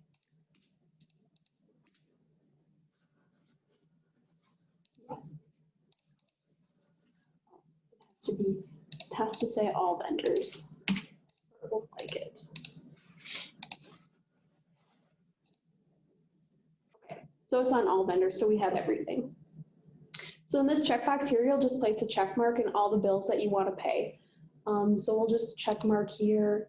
We want to pay these 2 bills for Perry Windows and Doors, and then we want to find our CDS bill. So if you're going to pay the invoice in full, that's how it defaults to, the amount due, the amount to pay. This amount to pay, you can select a certain amount. So say we were only paying $100 of this right now, you can always change that. Down here, you can see the totals. So this is the total of your check run right now. So let's just say, whoops, we're actually going to pay that one in full.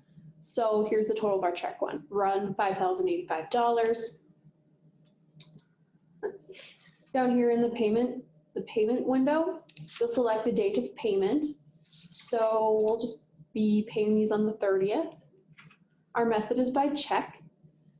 And there's 2 options here. You could do printed your pre-printed check stock, or maybe you actually pay these, maybe they were an auto pay, you can assign a check number. So for now, these ones were all ones that we're actually printing. So we're just gonna select the to be printed box. Make sure that your bank account is okay. And then down here, we're gonna hit pay selected bills. So then you're gonna come up with a payment summary. It's just gonna tell you, your payment date, the details about it, the payments that have been recorded. You can kind of scroll through and see them. You can either pay more bills, print checks, or you can select done, and then we'll go back and print those checks later. So if you wanted to pay more bills, it's just gonna bring you back to the same window. And you can select some more. We're gonna actually pay those ones too. We wanna pay those. So here's a new summary. And we're actually gonna hit done. And so before, when we were doing this, if you go up into File and Print Forms, now we actually wanna print our checks. So here's a list of all our checks. So these ones were in our first pay bills, and then these ones were in our second, but here they are all together. So similar to the other section, just verify your bank account and your check number. You can choose to pay all of these, or maybe CDS is due tomorrow. We'll just pay that one, or maybe this one and Patton is late. So whatever ones you want to pay, you can pay. Then you just hit OK. Same as the other one, print to your selected printer. If you need the signature, make sure it's in there. If you have a logo, make sure it's in there. And then you can print on your pre-printed check stock. And then we're just gonna cancel out of this because we don't need to print those. We're gonna go back into this vendors and pay bills and just quickly run through how we would record like an auto pay or an ACH. So say like Xcel Energy, you get the bill and you enter it in. It's an April, we're in May, so it's an April bill, but it's paid in May. So you entered it in, and we'll just say that this one was an auto pay. You just go through and select your bills like normal. Make sure the amount to pay is correct. Make sure the date that it actually paid was correct. Maybe it paid on the 23rd. You can leave this to say check. And instead of to be printed, we're just going to do assign a check number. Make sure your bank account is okay. And when we click pay selected bills this time, it's going to bring up this assign check number screen. So instead of a check number, this was just an auto pay. And this is your personal preference on how you'd like to record this in this window. You can call it auto pay, you can call it ACH. You don't have to label it anything if you don't want to. Kind of however, you like to see it in your file is fine. But then you just hit OK. And then this one, again, there's no checks to print, but you can pay more or you can just be done. And I think we'll just go over this one other thing real quick, and then we'll break for lunch. So the final one is recording bills by credit card. So we're going to go back into the vendors pay bills window. And let's just say that this Cal, gas, and electric, this is something that we have on like auto pay on a credit card. So just the same as the other ones, you just select the bill, make sure that the amount is correct or change it to be correct. Make sure the payment date is maybe the posting date on your credit card statement. And then in this method, instead of check, we're going to select credit card. And so then over here, we just need to make sure that we post it to the correct credit card. And this is actually going under Cal Oil credit card because that's the vendor it is. So you just make sure that you're selecting the right credit card and you pay selected bills. So again, here you can pay more, you can print the stub, or you can be done. And then if we go up and look, we'll just look at the reconciliation for the Cal Oil credit card as of 12/31.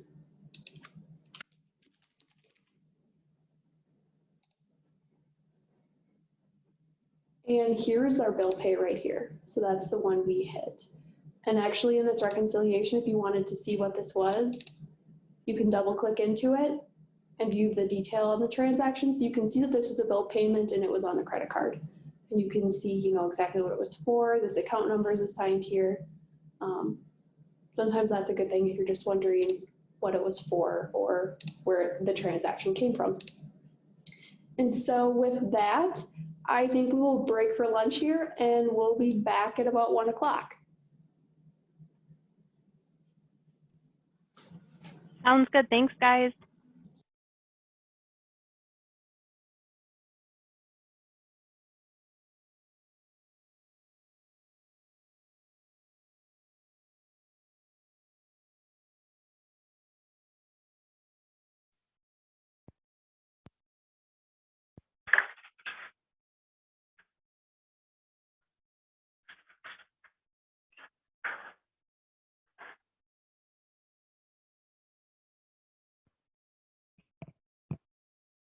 Hello, everybody, and welcome back to the second half of the QuickBooks webinar.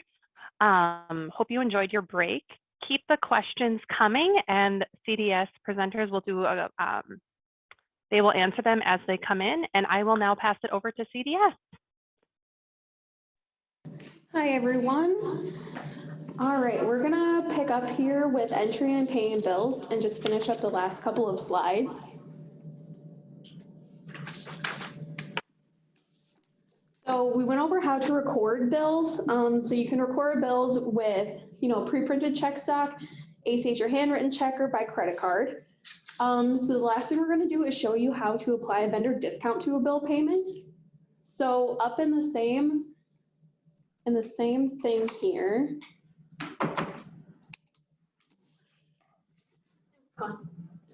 Okay. All right. So up in that same pay bills screen, we're going to go back there. And similar to all these other ones, you're going to select the bill that you're paying.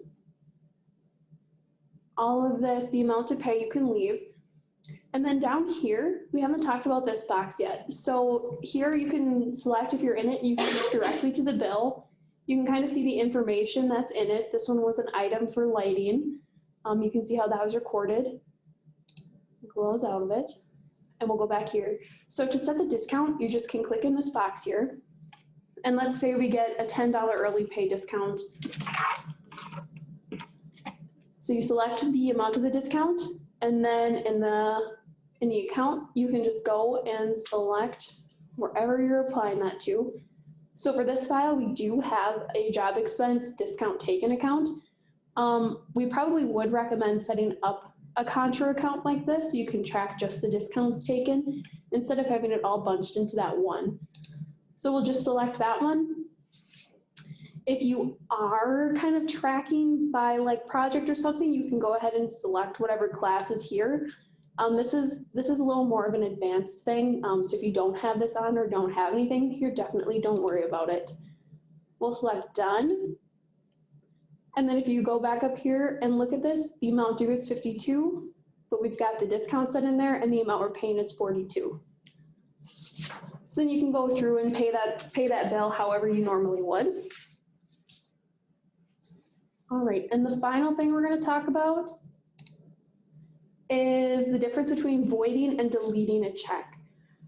So when you delete a check, you are completely removing it from the system. It's not going to show up anywhere. You won't see any transaction history for it. And when you void a check, it's just going to void it out to zero.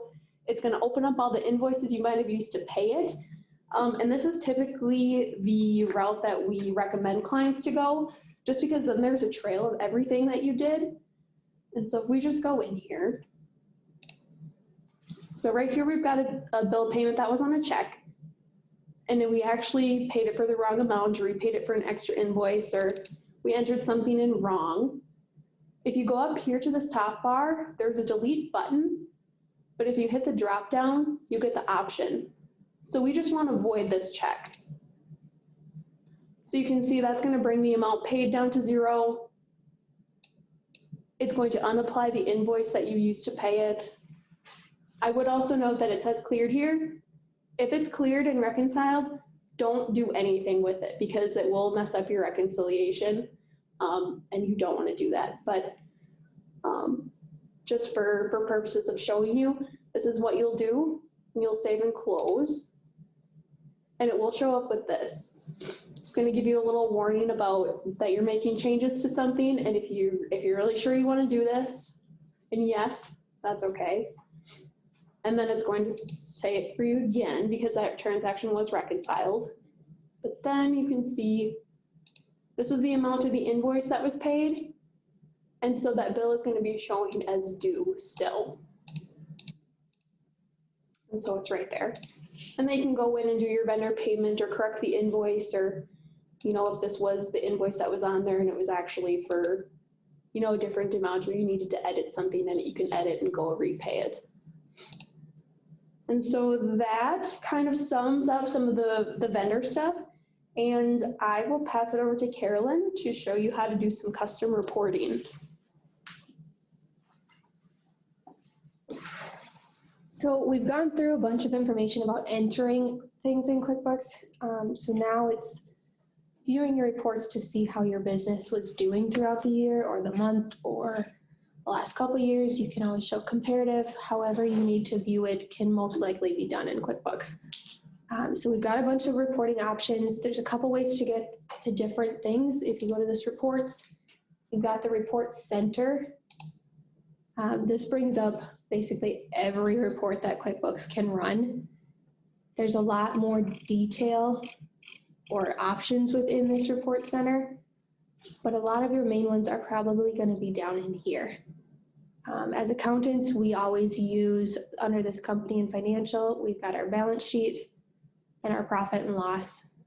We've got our AP aging summary, our AR aging summary, if you're tracking those on accrual basis. You can view your trial balance, your general ledger, which will show all the detail within that set amount of time. But for this purpose, we will just go to a profit and loss standard statement. In this, it's going to default to this month to date. Obviously, these dates are off just because it's a sample company. But if we just show let's do last month. It's going to show all of November's activity in just line item format. So now within here, if you needed to find specific transactions, so say you wanted to look at what's included in your loan interest account. From here, you can double click anything that shows up with this little magnifying glass that's got the Z on it. You can double click into that and it'll bring up another report. When you're in the detail like this, the transaction detail by account, again, you can double click and it'll bring up that specific transaction. So then if you need to, you can make edits. Within here, if you don't want different columns to show, you can just drag it to the left and it'll remove it. You can expand it, but to add those columns back, you have to go into this customize report and then find it within here. So that was a split column and then okay, and it'll add it back. To show comparative reports in this customized report, you've got a lot of options. You can change your dates. So if you want this fiscal year compared to the prior year, and then you also want to show the dollar change, you can do so. And you would hit OK, it'll bring up that report. There was some in here. Say this showed zeros across the line. If you didn't want that account to show up because it is an active account, it will show up. If you go into this advanced and then non-zero and hit OK, if this showed 0 here and here, that line item would disappear from your report.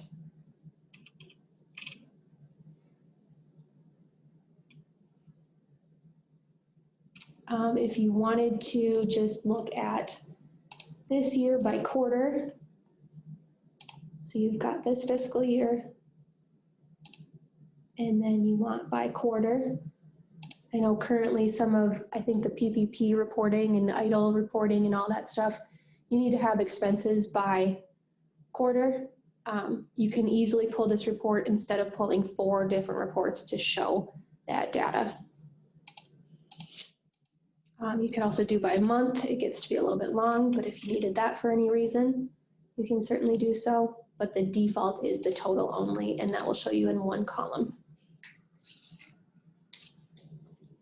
To memorize a report, so say it's something that you're going to be running monthly, you're in a CEO position and your board needs all these different reports and you don't want to have to go in and customize each month. You can do it once, so let's go back to the comparative with the dollar change. And then this memorize right here. You can label it.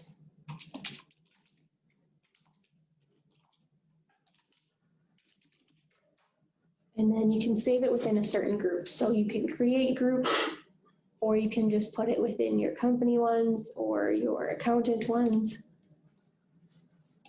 And then to get back to that, within reports here and memorize reports at the top, accountant, and then it's right here. This only saves the formatting of the report. So if you're constantly looking at this fiscal year or say last month and you save it as this format here and you come in next month and pull this report, it's going to change to the last month. So say you come in January, it's going to pull the December data, but it's going to be formatted just like this. You can print your report here. You can create a new worksheet and export it to Excel. And then if you have to do any additional customizations or put comments on the report before you send it off to anybody, you can make your changes here as well.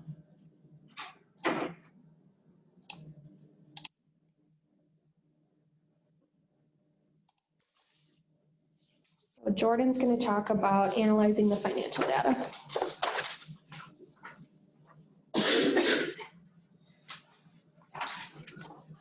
Okay, so going along with learning how to run your reports and customizing your reports is learning how to analyze your financial data a little bit, and kind of understanding, you know, where you're at and where your income and expenses are at. So the first tool for that is learning how to export it to Excel, especially for some of those bigger reports. You know, like that by quarter or the P&L by month. Sometimes it's easier to look at it in Excel, and then you can format it the way you want, and you can put it on 2 pages so it looks nice instead of having a PDF printout cut off funny. So that's the first one. Kind of another powerful tool for analyzing your data is creating an income and expense graph. So this is going to show more of a visual layout of where you're at instead of the, you know, the report statements, your balance sheet, and your profit and loss statement. And so this is also up in the reports menu, and it's down in the company and financial. And if you go over and you go down here to the income and expense graph. So what this is doing is it's pulling all of that financial information and it's putting it into this visual pie chart down here. So right now, this is pulling the top 10 expenses that are in here for the period from January 1st through December 15th, 2024. It does only allow you to show up to 10 of these. And so if you wanted to see the other ones, you would have to go up here and select the next group. So that is a little bit of a downfall because you can't see them visually all in one. But, you know, if there's only a few, you can take a look at it like that and it'll total. So up here you can filter this and you can change it to be exactly how you want it to be. So maybe we want to show the entire year, just not through the 15th. So we'll go ahead and change that. And then we'll update that. It'll update the heading. And also right now it's showing this by account. We can also choose to show this by customer. We can show it by class, if there's class settings turned on. So those are some things. And then down here, right now we're showing the expense graph, but we could also show the income graph too. So for this sample company, you know, he's got construction income on here. Maybe he wanted to split out by remodeling income or new construction income or something. So you could, you know, split it out that way too if he was entering transactions like that. Let's see. So these expense graphs are kind of a good tool for analyzing within the period that you're working in. So you're kind of looking at and seeing your current period numbers, kind of where they're at and things like that. If you want to look between periods, I would recommend running the reports because you can't run a comparative with these. And so if you would go out and run some of these reports that Carolyn was running, and we'll go through 1231. And up in the customize, we want to show a prior period. We'll show the prior year. I would recommend turning on the dollar and the percent for analyzing these. Just in case, you know, if you had a huge growth in business from one year over another, some of the dollar change numbers wouldn't exactly tell you a whole lot, but the percent change would. So, you know, if you had a huge jump and, you know, your wages expense went way up, maybe it actually was only up like 1%, which would be reasonable with the, you know, with the growth. So that's just something to keep in mind too, and to kind of take a look and see where you're at and just kind of keep track and manage your expenses and for planning. So.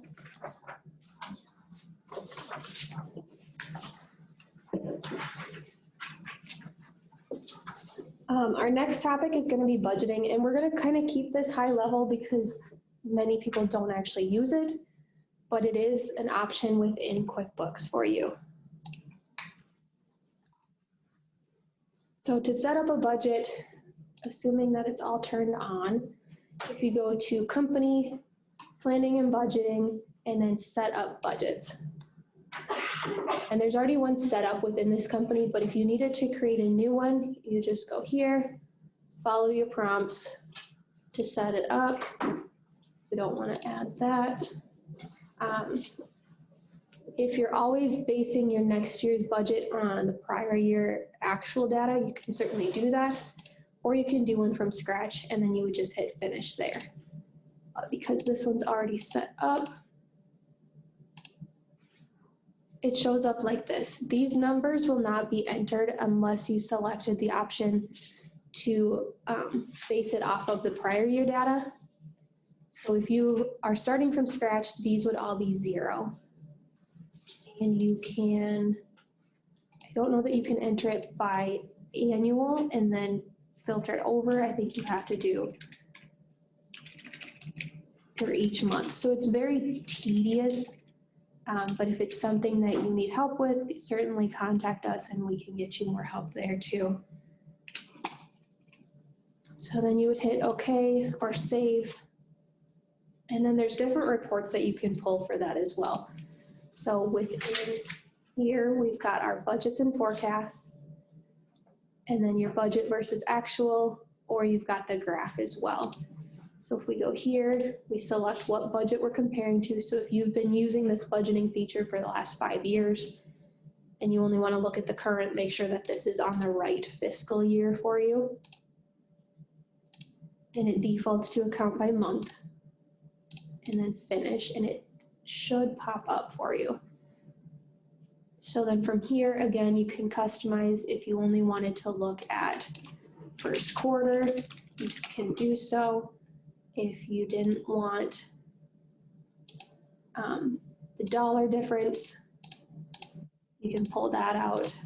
You can show the non-zero, and you can filter it that way. Again, with any report that you pull, you can always export it to Excel and make additional customizations if it's not available within QuickBooks for you. And then you can always double click in and see what the actual transactions are there. And the other one I wanted to point out was the budget versus actual graph. So again, kind of like what Jordan was showing you, you can change your dates. Let's go this quarter. This is showing by account, so you could do by account and job, classes, and you can jump through and it's got the different expense categories here. A lot of people don't use this feature, so it's very high level. If anybody needs more help with it, please feel free to contact us.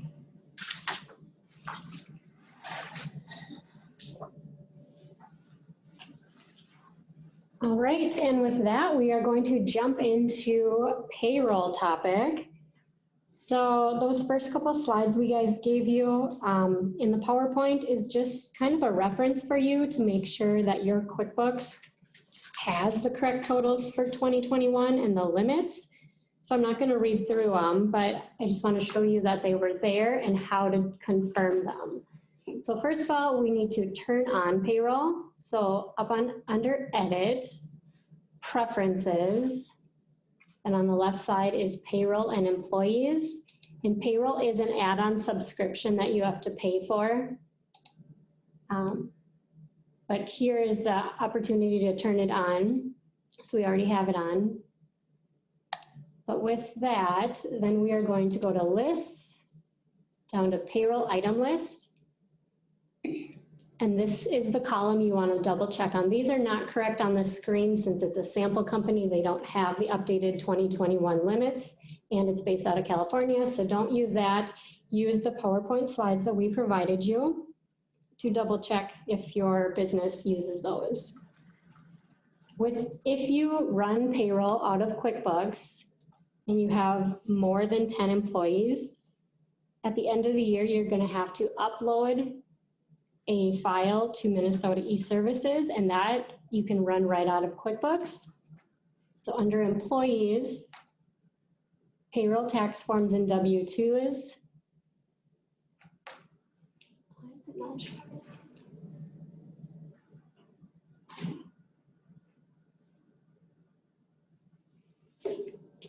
Okay, under there, there's supposed to be a Minnesota W-2 file that you can export straight out of QuickBooks and then upload it to Minnesota e-Services. No, it's supposed to be under there. That's okay.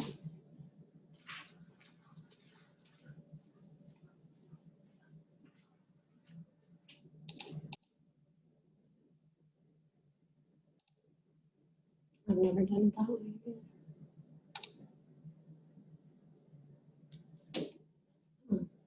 I never knew that. Okay, sorry, I'm learning something here too. So within this Employee Center, and then the Payroll tab, you can choose this e-file state W-2.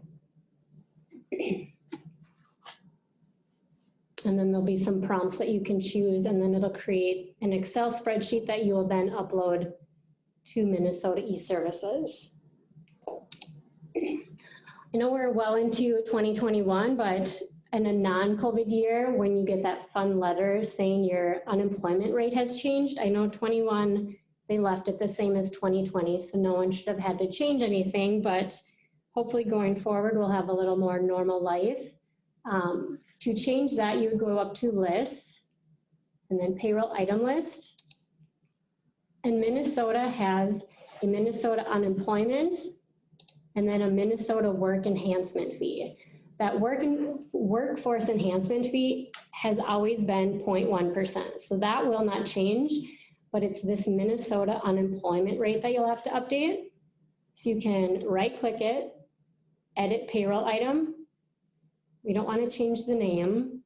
We're not going to change the accounts it's going to. It's the rate that we want to change. So you would update it to whatever your rate's going to be.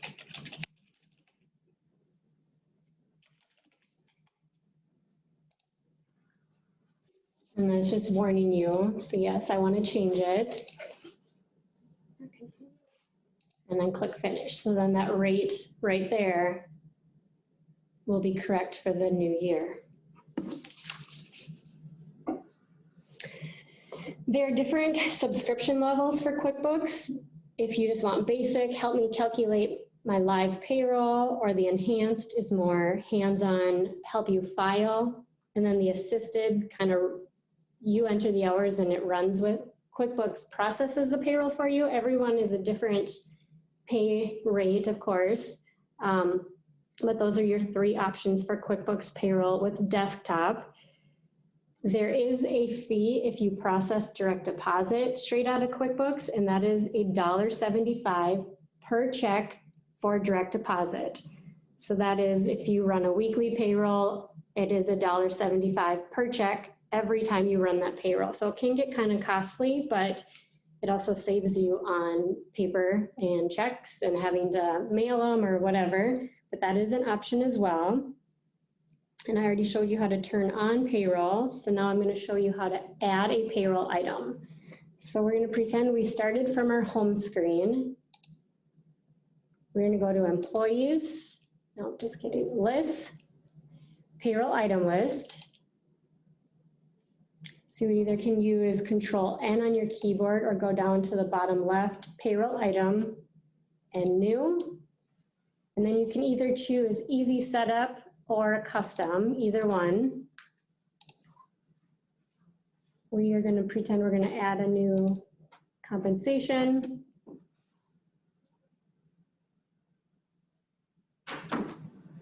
Right here you can choose, it's just going to be a bonus, a one-time compensation.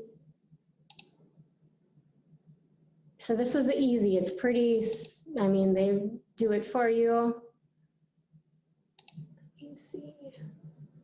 Right here, that bonus too is what was created. But if we choose that custom, you have a few more options.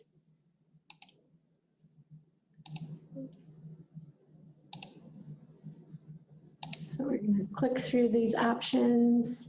We're going to call it officer bonus.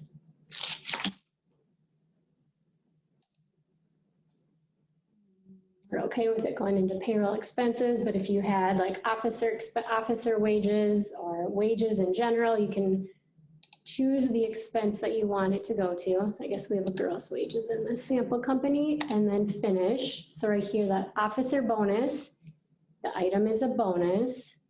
There's no limit, and we're saying that it's a compensation.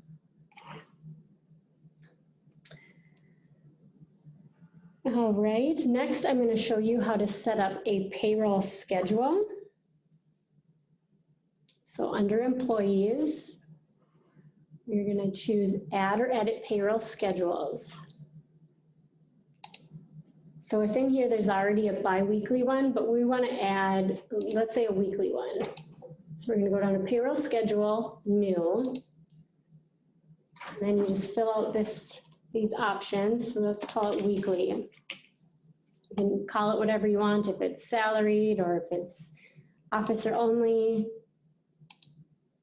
And the pay period end date. Say they get paid. And then the day that it's going to be on the check stub. And then you click OK. So right there we have our weekly pay schedule that we set up. If something changes and you need to edit it, you just right click it, edit pay schedule. And you can, brings you back to those options and you can edit it as you need and click OK.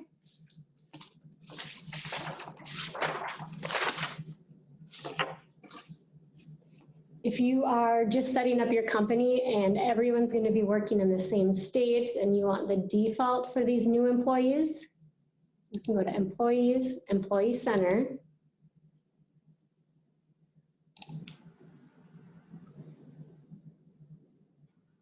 And then within here, it's going to be Manage Employee Information, Change New Employee Default Settings. So within here, you can have, let's say any new employee now is going to be weekly.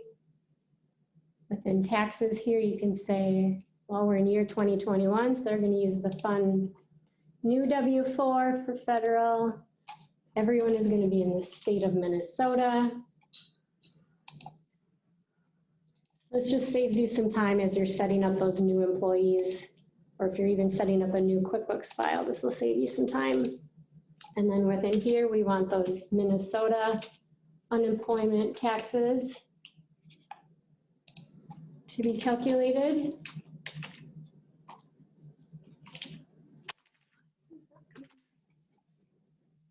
Type or do the drop down.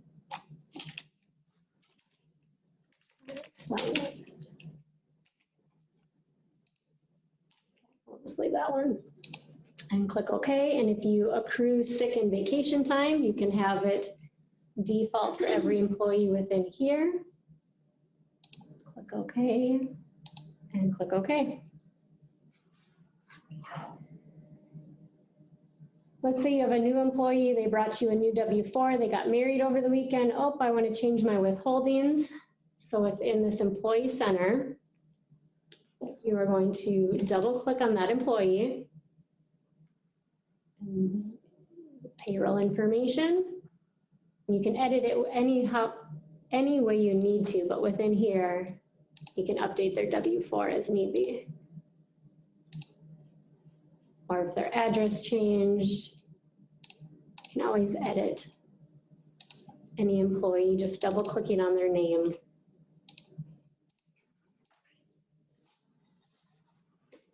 Now, if we have a new employee starting and to add a new one, we're still in this Employee Center. New employee, you fill out their information. All this stuff below is not necessary for QuickBooks to run payroll. I mean, if you have it, yes, fill it out, but the name and social security number and address. Here's their address, if they have emergency contact that you need to keep on file. If they have employee IDs or at a certain billing rate, you can fill that out if you want to track their birthday. But then this is what needs to be filled out. So if they're on a certain pay schedule, different items and deductions withheld from their paychecks, if they earnings, regular pay, bonuses, however. And then since it's a sample company, I can't open it up, but if direct deposit, this would prompt you and you'd enter in their bank information. Here's where you fill out their W-4 info. Sick and vacation, the default will come through, but in case there's a special scenario, you can edit that within there.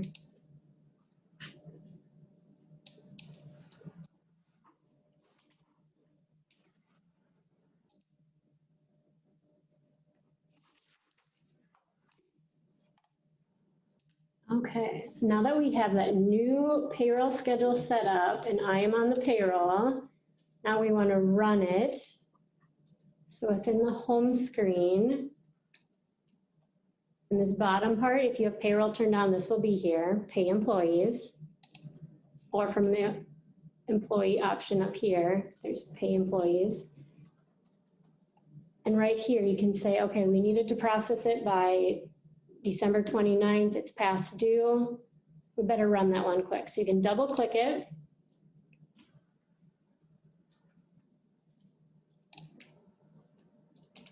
Here's our employees that were assigned to the biweekly payroll. I must put myself as weekly, but here are the biweekly employees. Verify the pay period end date, the check date that you want, what bank account paychecks are going to be coming out of. And then here, if you have a bunch of employees, but not everyone's going to be paid, you can uncheck all and then go through and check the ones that will be paid. And then you're going to want to open paycheck detail.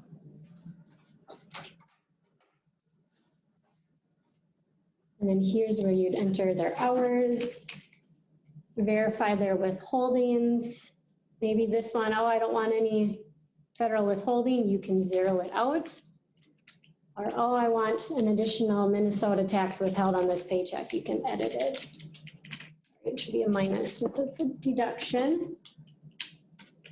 So right there you can verify, here's their gross.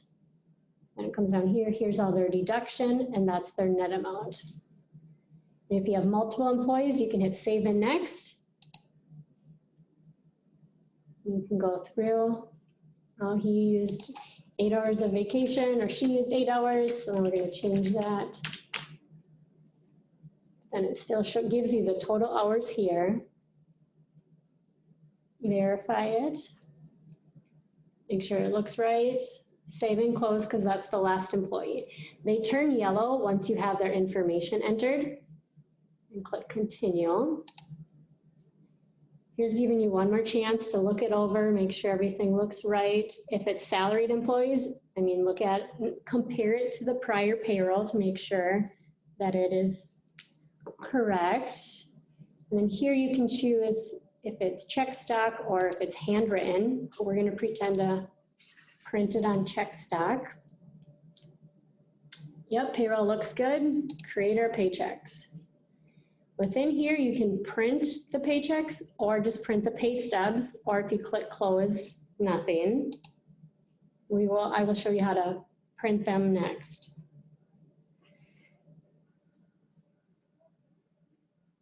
Okay, let's say we have that employee paycheck process, but we want to go double check. We think we messed something up before we print it. So within the Employee Center, you choose this Employees tab. And let's look at Elizabeth. Down here, all her paychecks, you can change up. Okay, I want all the paychecks or all transactions, whatever, you can filter it down. You can choose this calendar year, prior, last week, however you want, but we just want to edit this one paycheck. So I double click on it, and here is what her paycheck looks like, but we want to edit the detail. And this is just reviewing it, but oh, she meant to use some vacation time. So in order to edit this paycheck, we have to unlock net pay. Trust me, QuickBooks makes you second guess yourself on, do I really want to do this or not? So yes, I clicked OK. Let's see if we can change this.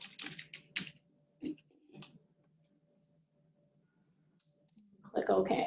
So now if we view it again, There she is using 8 hours of vacation and 72 regular. And again, if you need to change it again, you need to unlock net pay. Yes, I'm sure I want to unlock it.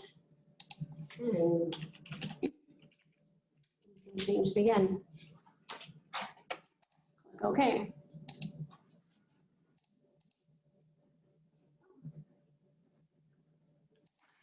All right, now we are going to print these paychecks. So if you go up to File, Print Forms, just like you did with checks before with Jordan, we are going to choose Paychecks.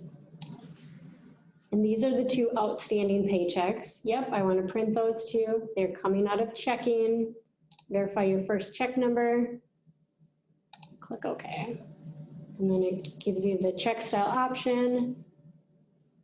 Same settings that Jordan showed you before. And print.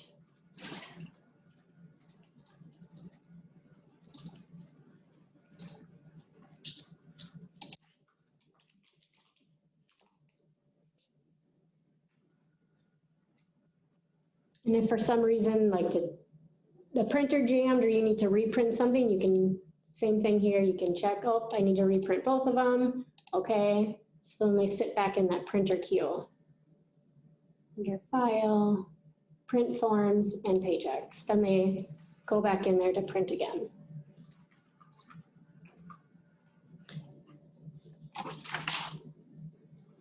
Let's say it's direct deposit and you need to print the pay stubs for these employees. It's the same thing, File, Print Forms, but it's going to be pay stubs. And then here you can select none, and maybe Dan Miller just wanted a, or he needed a reprint of a check. You can just select whatever employees and print, or you can email it, which there is a payroll or a password that is set. And it's not simple passwords, which is good since it's social security numbers and personal information is shown up on those pay stubs, but you can set those. And you can email them if there's an email set up within your employee.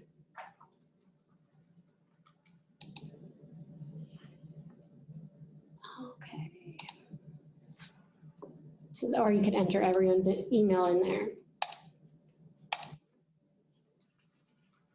Okay, so now we have payroll ran and we need to pay the payroll liabilities or at least record them in QuickBooks. Depending on the subscription you have, QuickBooks might automatically pay your payroll taxes for you. But here I'll just show you how to record them, and then you have to go onto the corresponding tax sites to actually pay them. But within Employee Center here, on this payroll tab, so here's our payroll schedules. It's the next one over, and it's pay liabilities. And then you're going to check the ones you want to pay, and then view and pay. And then whether you print them or if you pay them online. Right now it's set to print, but we pay this one online, we'll pretend. Or auto, or you can leave it blank. And then save and next. And since we had 2 checked, the next one will come up. So Minnesota, you can say Minnesota e-services. On the 15th, we're done, so save and close. And that's just, you can review it. Nothing really needs to be printed since they were paid online. But then they disappeared from this pay liabilities tab.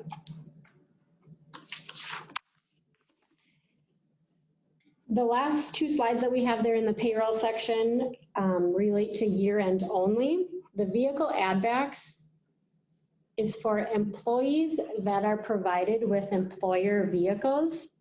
You need to add back their personal use back on their W-2. There's a calculation that needs to be done with that. If you have any more questions on that, you can reach out to us on that. And then also the officer insurance help Officer health insurance add back is for S corporations, officers only if the premiums are paid out of the business. It gets added to their federal and state wages on their W-2. And then in box 14 is an info with that information because they get to deduct it on their personal return. With that, I will hand it over to Jordan and job costing.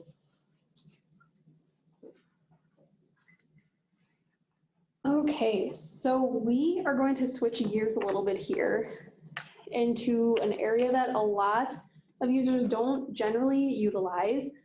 We're gonna try to provide the highest level of overview as we can, but there are some pretty detailed things in here just so you can kind of see it and know how to turn everything on and use it if you need it. I will say that even if this doesn't pertain to you, I think this is kind of a good area that shows all the functionality of QuickBooks. There's generally a lot of things that QuickBooks can do that people don't know about, and this is definitely one of those areas. And so if you're wondering whether QuickBooks is right for you and whether QuickBooks can handle what you need, I think this is a pretty good section to show that it can handle just about anything that you need customized. So before I get into the slides, the first thing I want to talk about, and it's not in the PowerPoint, is back into the items list. So for some of these things to work, the first step is to make sure that your item list is well set up. So you can see here that this is a really well set up list. This is a really good sample file to use, especially if you have services and products. If you're going to use this, I would recommend checking out the sample file for your industry or whatever you're using, just to kind of see how these are set up. Check out the chart of accounts and check out how these inventory types are set up and the non-inventory parts and even some of these discounts. So what I want to point out here is that if we click into one of these, so like this carpet install, for instance, this is set up as what is called a two-sided transaction. So we have a cost here. So we have a cost of the part when we receive it from our vendor. We have it assigned to the correct expense account right here. So that's a cost of goods sold as a subcontractor. You can also put in your preferred vendor. So who's doing this or where you're purchasing this from. The other side is the income side. So when you go and invoice your customer, you're invoicing it with the same part. And then this one, it happens to be non-taxable. You could enter in your sales price if you typically have a normal sales price. So we mark it up to $40 and we sell it for $40. And then we also have it assigned to the correct income account. So this just happens to be subcontracted labor income. So check that one out. And then we can look at one of these inventory parts because these are a little different. The same concept, but here again, this is a cost of goods sold account. It's just to the general cost of goods sold. It's not a job expense. Again, here's your preferred vendor where you would actually order these parts from. And then this one happens to be taxable. So typically your resale items that you're passing on to your customer should be taxed. And this one goes to materials income. Additionally, this one has the inventory stuff set up because it is set up as an inventory part. And so here it is right here. It's set up into this chart of account. You can set minimum and order or minimum and maximum order quantities. You can take a look and see what you have on hand. It will track your average cost. So if you need inventory or you want to track even just a few parts of inventory, QuickBooks is definitely capable of helping with that. But as I mentioned, without a really good setup on these, kind of these estimates and this job costing isn't really going to work out that well unless you have these things set up with their double-sided accounts. So we'll start with estimating. And the first thing that you have to do is you have to have the estimates of progress invoicing preference set to turn on. So up in this edit bar in preferences, we've got jobs and estimates. Again, there's the my preferences and company preferences. And we want to make sure that these two radio buttons are selected to say yes. We want to create estimates and we want to do progress invoicing. There's a couple other things out here. Yeah, probably warn about duplicate estimate numbers, just so you're not putting into the same thing. Here, if you're tracking the job status, you can go ahead and change this to whatever you wanted. You know, I don't know if you wanted to call it like work in progress or WIP, you could change that to say that. If you wanted to stay close to completed, you know, however you want that to be. So these ones are turned on, and we'll just be okay, because that's okay. And then kind of in the slide, it talks a little bit about making sure that the setup is correct. And actually, if we go back into this one more time. Not that one. If we go and set up a new item, how about, there we go. So we're gonna set up, we'll just pretend to set up a new service. This is the box that needs to be checked, that this service is used in assemblies. So you can see that this changes a lot of the input screen right here, and that when you turn this on, this is what turns on that double-sided transaction. And so this is what it's gonna look like when you need to set one up, if you need to set one up. And so services like that, the inventory part is always like that. And then the non-inventory part you can choose to set up as a double-sided as well. So we get up there. So to create an estimate, we're gonna go into the customer center. So again, you know, whatever way you feel comfortable getting there. If you wanna use this top bar, it gives you all the options in here. And so we'll go into customers and we wanna create an estimate. We want to, let's see. We're gonna create a new estimate for Brian. This should pre-fill the estimate number. And so we're gonna be doing some remodeling, or maybe like a kitchen remodel. We know we need to, you know, do some appliances for him. He needs a stove. He needs microwave. If you just look in your item list, you can kind of see, you know, what exactly there's gonna be needed. Maybe he's gonna need cabinets, he's gonna need these. And he's going to need a little bit of electrical work done to fix the lights. That's probably good. So you can see when you have your inventory or your items list set up, all of this stuff autofills here. So these cabinet pulls, and when you see this, this indicates that it's an inventory part. So this is gonna take it out of your inventory once you create the sale for this. So we've got the cost set up in there, so the cost is okay. Just note, you know, what you want for the quantity. It defaults to 1, so if you don't, you know, you can leave that. We'll need 15, and then electrical work will just be 1. The most important part of this estimate is going to be this markup column. So right now, all we have in there is the cost. So we know this is going to cost us $234, but what do we want to mark this up by? So we've got some preset things in here for the markup column, which aren't really what we want to show because we'll typically actually mark it up.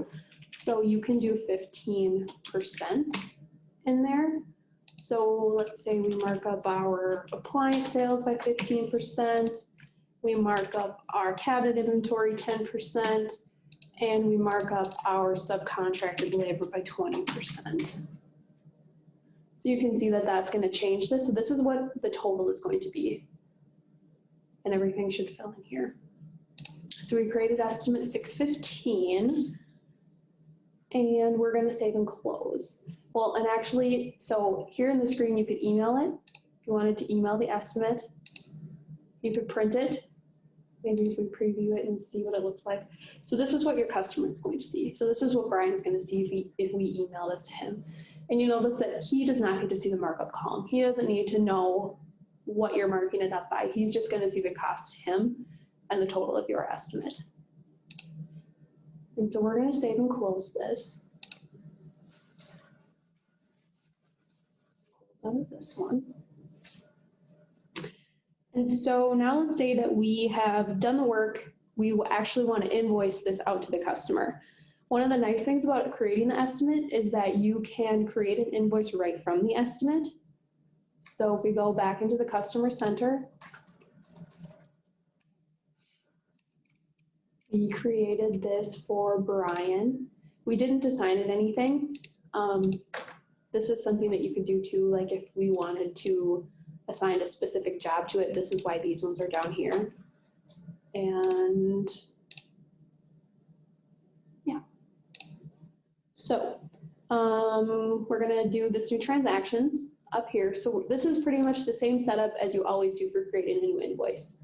So you can go in through here, or you can just go in up here and do create invoices as well. But the same, like if you're clicking on it, it'll automatically populate as Brian. Once you tab out of his name, you're going to get this available estimates box that shows up.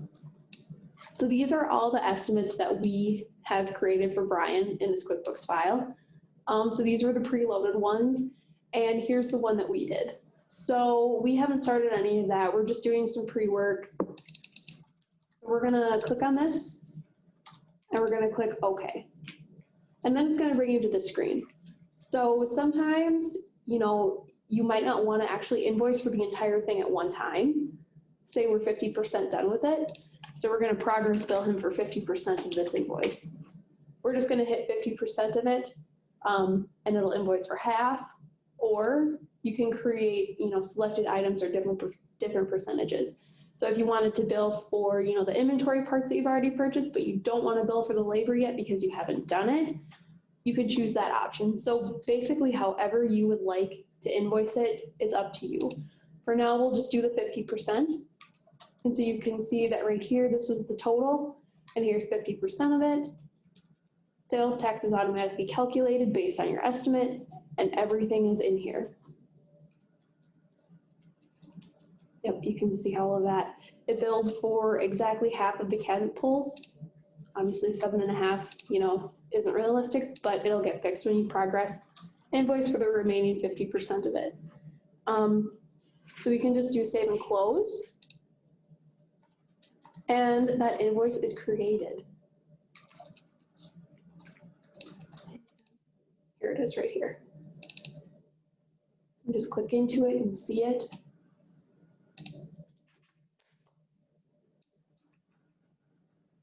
Over here on this tab, just for some general info, you can just see when it was created, when it was last edited.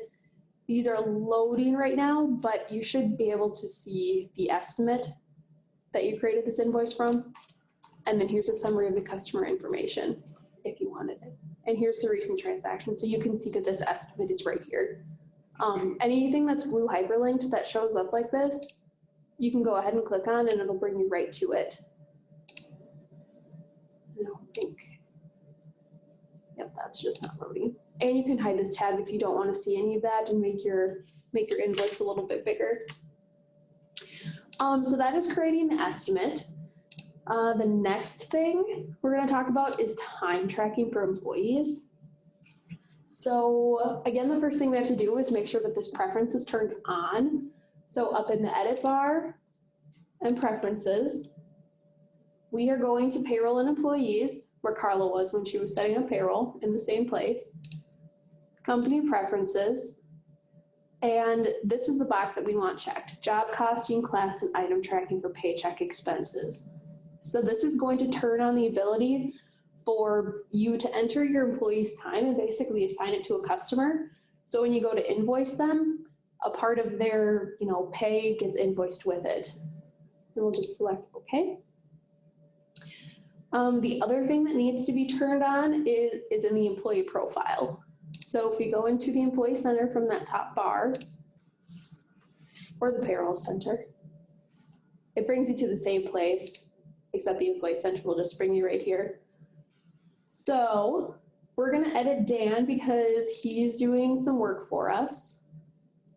If you go to the payroll info tab on this left side right here, we need to check this box to say that use time data to create paychecks. And we're going to say OK. And so everything is turned on that we need to be turned on. And now we need to go in and enter time, basically. So you can enter time right here. We're gonna have to use the weekly timesheet to assign. Or you can go up here into that bar and go that way as well. And so we just turned on Dan's. So here's his stuff. And you can basically see everything that he was assigned to. So here's Brian's. He was assigned to some installation. He's on salary, but he worked on it for 8 hours. And so if we go in here, it'll give us a drop down of every customer and job. And so we know that on another day, he worked on this bay window installation.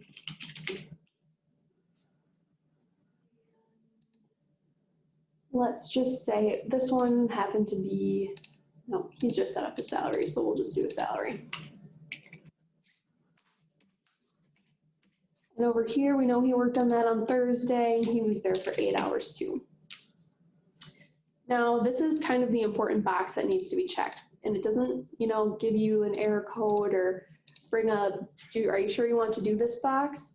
But this is the tab that's going to assign it to this specific customer. So if you don't have this box checked, it's not going to flow through right.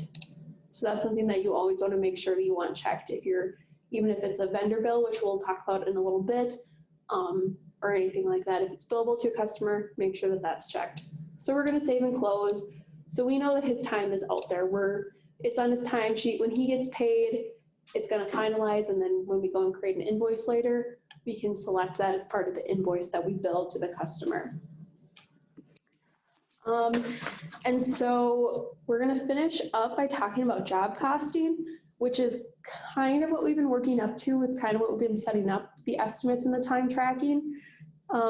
So job costing is the process of tracking and assigning costs to a particular job or customer. And that's straight from slide 121. So basically what you do is you make sure you report all of your expenses, your items, mileage, and time to a customer or a job. So basically you can single out and you can kind of compare what you estimated it to be with what it actually was. One thing that I think a lot of people think that this is specific just to like a contractor or a manufacturer or somebody, who's creating a product and doing it, but this is something that you can use in any industry. Even in, our accounting industry, we kind of do this on a, probably not as a complex level, but our time is assigned. And so even if you're a professional services, if you're marketing, you can go through and especially use that employee timesheet, and you can track time and assign it to those customers. So then you can track those expenses with that specific customer when you go and invoice them. So we talked about the employee costs. We're gonna go back kind of into the vendors part and talk a little bit about that. So we talked about entering bills and we talked about paying bills, but we haven't talked about assigning items. So let's say we're getting a bill, we're getting those cabinet handles that we're making for Brian. So we're gonna enter bills. We're getting this from Custom Kitchens of Bayshore. So here you got your invoice from Custom Kitchens. You enter in the information just like you normally would. Your amount due was $80. However, instead of entering something into the expenses tab and assigning it to a chart of account, instead you're going to assign it to an item. And so what we got were, let's see if we can find it. So here we go. We got these cabinet pulls from them. And this is how it's going to track your inventory too. So you're going to receive this bill and it's automatically going to increase the inventory you have on hand for this part. So let's just make this 72 since that's what it is. So we received one of them. The cost was 72. The amount was 72. And what we can do, if we know this one was specifically for Brian, maybe it was like a custom. In any part of QuickBooks, there's typically a place where you can choose to assign it to a customer. And so if you want to job cost, that's something that you'll need to do is to assign it to the correct customer. again, make sure that this checkbox is marked so that it flows through. And so we can save and close that bill. Oh, because it doesn't like.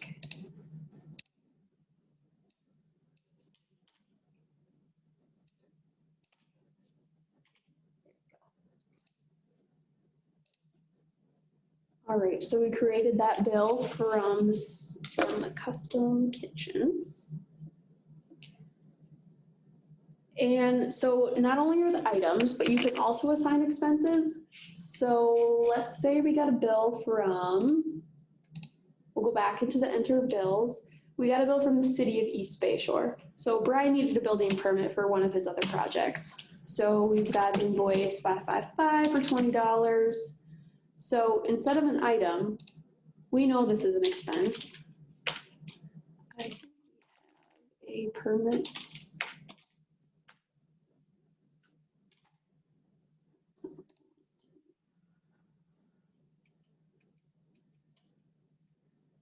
Well, we'll just put it in miscellaneous for now. It should be assigned to like a buildings and permits, but we'll say a building permit. And right here again, similar to the items tab, we're able to assign it to Brian. It automatically checks marks this box, so make sure to not uncheck it. And then again, if you're class tracking, like this one, for instance, is tracking based on type of project. So this is going to be a remodel. We haven't been doing that, but that's just some general information if you want to get this information on a more detailed level to track by class like that. So we can save and close. If you go through the slides a little bit, there's a little more information on entering those bills and those items and when to use it.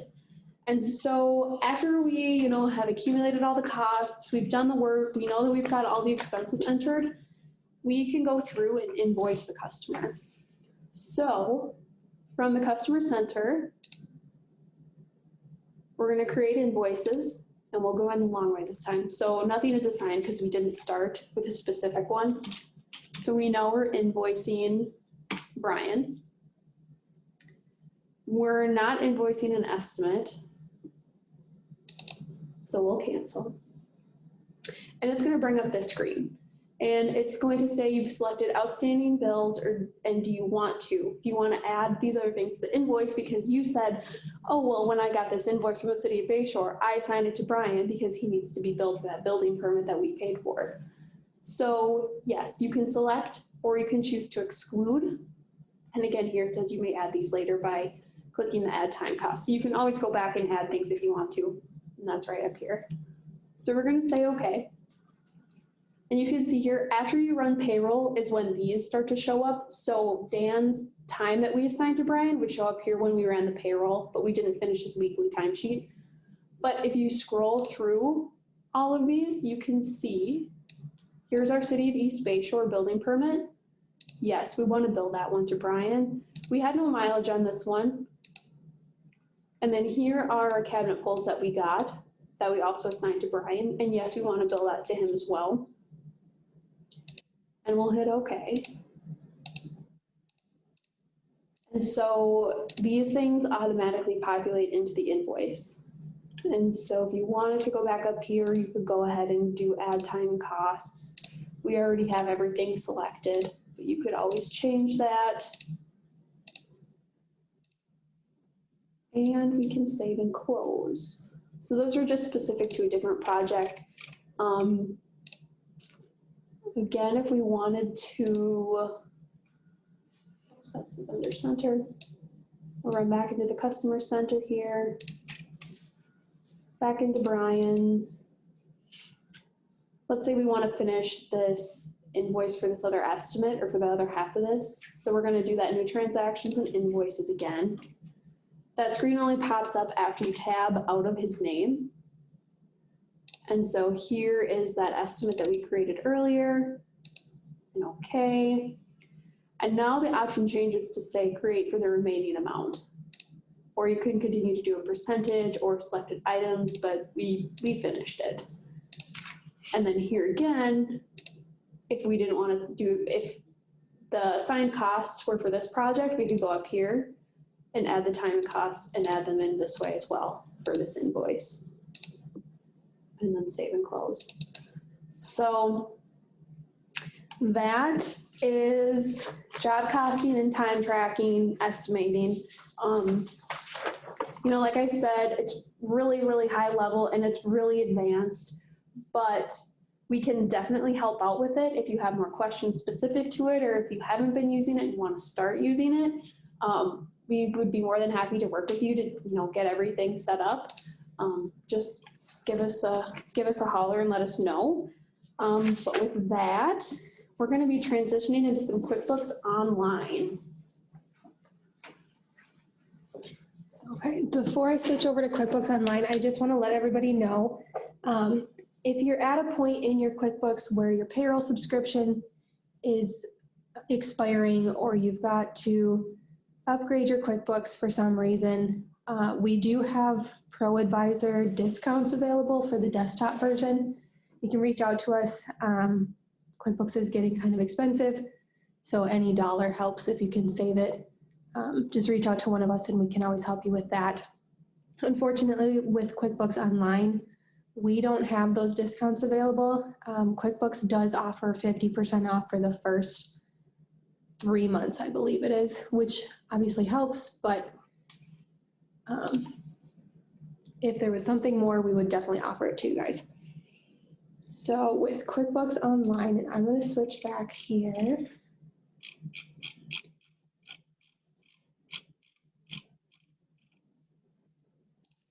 QuickBooks Online is a different ballgame. If you're not used to it, or you're on desktop, a lot of people don't like switching over to QuickBooks Online because it's not as user-friendly.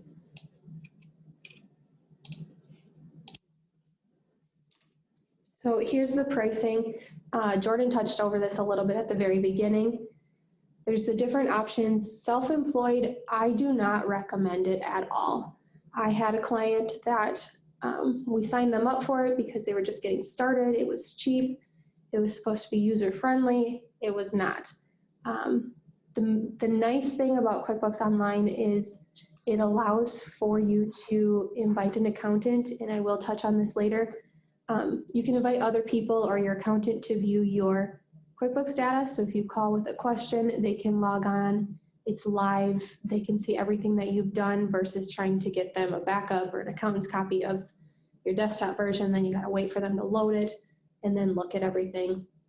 So that's the main benefit of QuickBooks Online.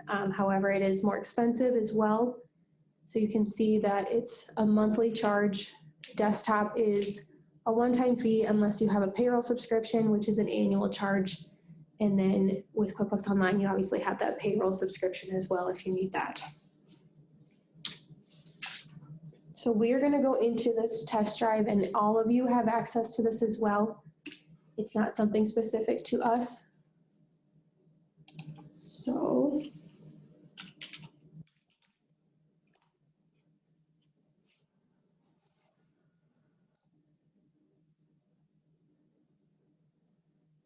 a lot of the features that we've gone over with the desktop version are available within QuickBooks Online. It's just a different way of finding them and using them. It's also a little bit slower than desktop, and I'll show you that as we get going in here.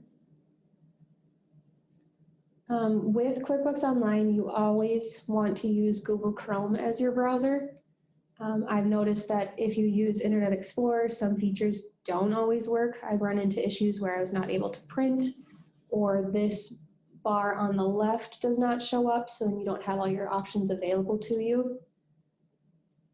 Or I've even run into where like your options in this little gear wheel up here are not available as well. So I always recommend using Google Chrome. QuickBooks support staff recommend using Google Chrome as well. With this, a few years back, they took away the option of having multiple windows open. I know that that was a complaint of a lot of users, so they've allowed that back in now. As accountants, we have different options within our logins. but you can up here, right click on your tab and hit duplicate, and it'll bring it open for you. If you've got where you're using multiple monitors and you want your balance sheet open on one page and your P&L open on another screen, you can just drag and drop from within these. If you need to have two QuickBooks companies open for some reason, Google Chrome does allow you to create another user within here.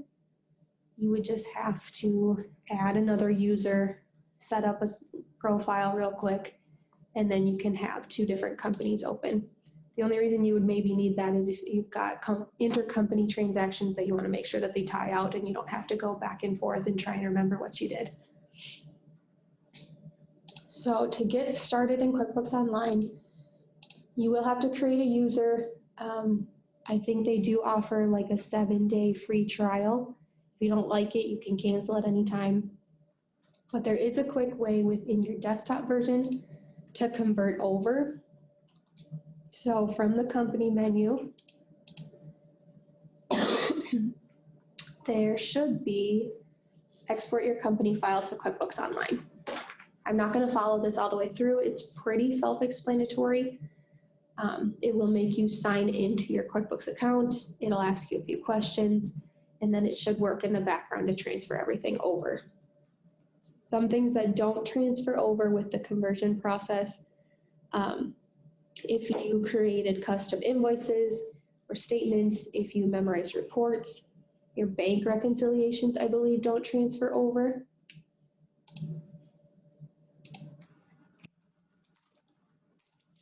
So you will have to redo that. My suggestion with the bank rec, if it doesn't transfer over, you can do one big bank rec for any of your old transactions from before you converted instead of going month by month for the last however many years. With QuickBooks Online, and it's actually available in desktop as well. We just didn't cover it. If anybody needs information on this, feel free to reach out to us. But you can connect your bank accounts or your credit card accounts, and they will download directly into your profile. So to do that, you would just link an account. I think the CMCU does not offer this directly. You might have to download a separate spreadsheet for the desktop version and then import that spreadsheet in. If anybody wants to know more on that, we can check into it as well. But from within here, and this is just a sample file again, so with the bank feeds, anything that's marked here for review is what's been downloaded in. However, it doesn't actually post it until you go through and review everything. So you would have to change your account. You can do this multiple at a time, I believe.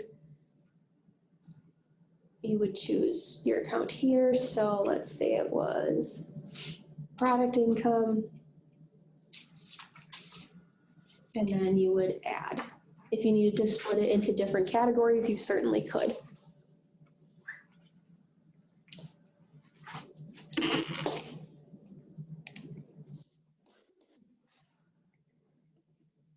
Once you do that, you should see them show up in this categorized listing. If for any reason, and I know there was a question in the chat, I believe, that somebody wanted to start downloading transactions, but only starting as of March 1st.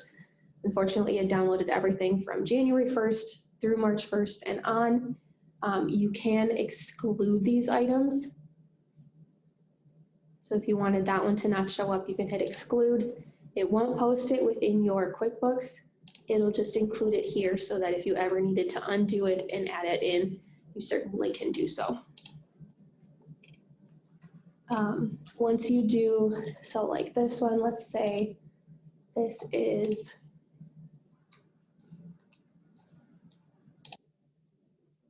back here, actually. Just go in here. Let's just say this is rent expense, equipment rental, add, And then we've got one here for the same vendor, and it's gonna automatically populate to this equipment rental. Once you do it twice, it's gonna suggest this rule for you. And it was a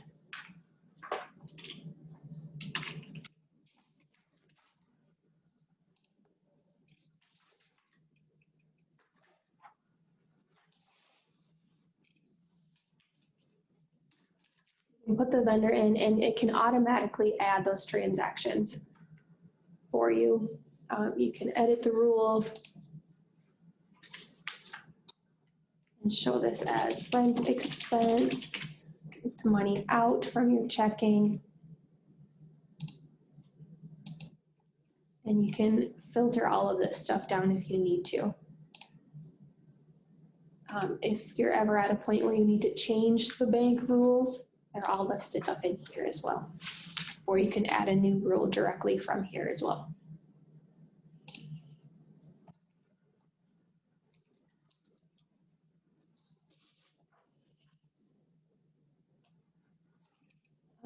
If you are starting to link a new account, you have to link it in, enter your password, username and password from the banking site that you're going to, and they might, I don't know if they would or not, but they might have to show a transaction in and out of your bank account to make sure that it links.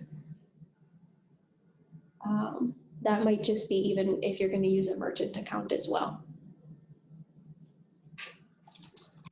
So within here, you can do your payroll. I'm not going to go through all of that. If you need help on any of that, please let us know.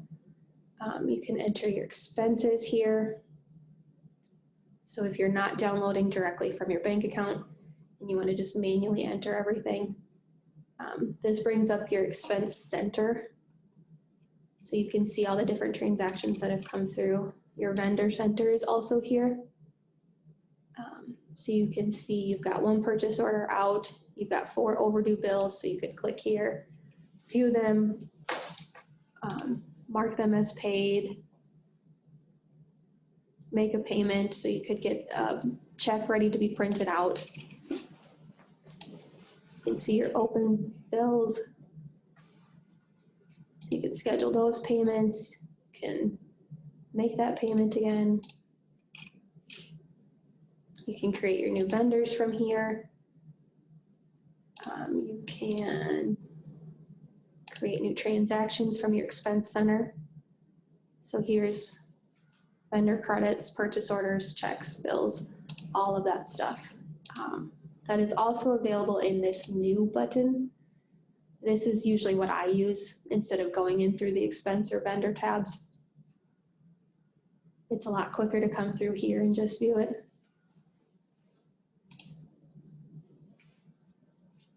Okay, so to create a new vendor, Kim, you would just go here. You've got your expense, vendor center. If you wanted to go through the detailed setup, you can go through here. So first name, or you've got business, so we'll just put CDS in here. Enter your name or your address.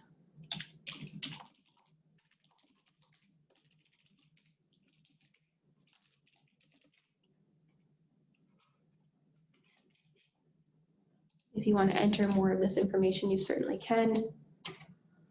And then if you're going to be tracking 1099s, kind of like what we did in the desktop version as well, you would want to make sure that you've got their federal ID. The easiest way to do that is to get a W-9 from them. And then if it's for an expense that you would be sending a 1099 for, you can certainly start tracking it here. And then your default expenses, same thing as like what we showed in the desktop version.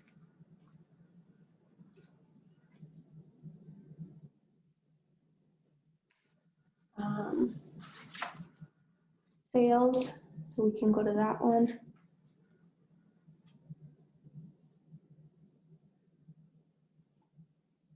You can see all sales. What's Kim? Oh, so. Kim, I know that there is a way to switch back to desktop. I'm just not entirely sure how seamless that is. I can certainly look into that if you want us to.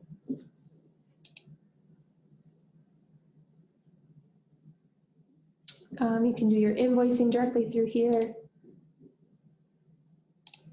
And then your customer center, same thing as the vendor center. You've got your colored boxes up on top here. If you're doing job costing, you can definitely do that here. Start your invoice, kind of like what Jordan was showing with that. If you've got overdue customers, you can view all of them in one place here. If you want to send a reminder, you can. That would be done through an email. You can create a statement. You can receive payments all through here, but a lot of it is also available through this new tab.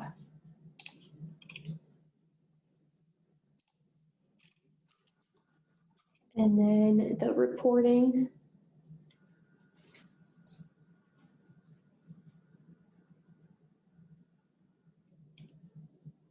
I recommend favoriting the ones that you're going to use the most. So your balance sheet, P&L, your AR aging summary, you might want your AP aging summary as well. And then it's just quick access. You don't have to scroll through here and try and figure out where it's at because they are in some goofy places for you. So if we go into a balance sheet,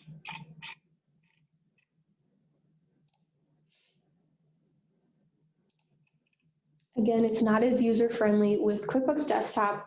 If you change your dates, you can tab through and it'll automatically refresh the report for you. Unfortunately, with QuickBooks Online, you always have to hit Run Report after you do any sort of customization. So if you wanted to look at, let's say last year, and you don't want to show the zeros and you want to compare it to the prior year. And then you have to hit Run Report to see it. And same thing as desktop, you can click into each one. It'll show you that report or the detail of each account.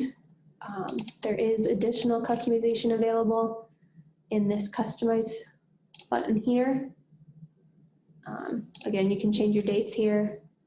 You can show rounded reports if you're sending to a bank and they don't want cents on there. You can take that out. You can remove your non-zero counts. Your filter, if you only want certain customers to show up for some reason, you can do that. And then you'd hit Run Report on the bottom. And then you can also save those customizations. That's the same, it's the equivalent of the memorized reports in your desktop version. From here, you've got where you can print it, you can email it, and then this is where you can export to Excel or to PDF if you want to.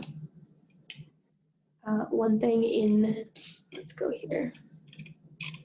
Let's go to a profit and loss statement. So we've got a couple different transactions, but it's a long report and you don't want to scroll over. With QuickBooks Desktop, we were able to just slide these accounts over and it would get rid of that heading or that column. QuickBooks Desktop, the easiest way to do that, you can go into this Customize report and remove those columns. Otherwise, in this little gear wheel here, you can just uncheck. So say we don't want the split to show or the account to show, but we want the debits, credits, and the balance to show. One thing with QuickBooks Online as well, if this is checked like this, but you want the debits and credits instead,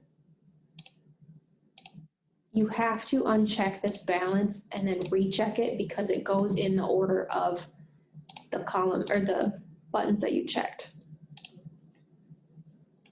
So now you should be able to click back in there and those columns are gone. If you wanted to add them back, obviously just go back into your gear wheel, check those columns again, and then they would show up. You can add, you can change the name of the reports within your account settings. I believe you can create a logo. You can update your fonts and everything if you want to. I'm not going to go into that detail just because we are starting to get towards the end of things here.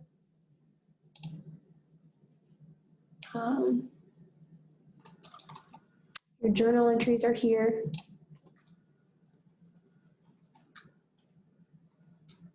So your debits and credits. As with any accounting thing, your rights should equal your lefts. So your debits should equal your credits. Otherwise, it's going to bring up a pop-up that shows that your transaction is all out of balance and it won't allow you to save it. To reconcile a bank account, even if you are bringing in your transactions directly from your bank account, you're downloading them into your QuickBooks, you still want to do those bank recs just because you could have some transactions that mistakenly got entered twice. So we want to make sure that we're not doubling up on expenses or there's not 50 things outstanding at the end of the year. And then either you or your accountant has to go through and figure out what went wrong. So always do your bank recs. We recommend monthly just because statements come out monthly, but if you want to do it quarterly, that's fine as well.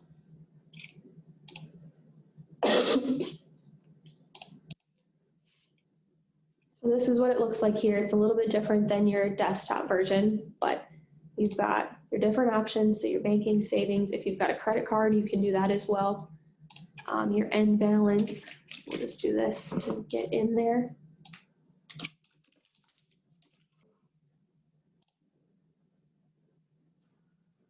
So you still got your payments, your deposits. So in the desktop, it showed the two different columns.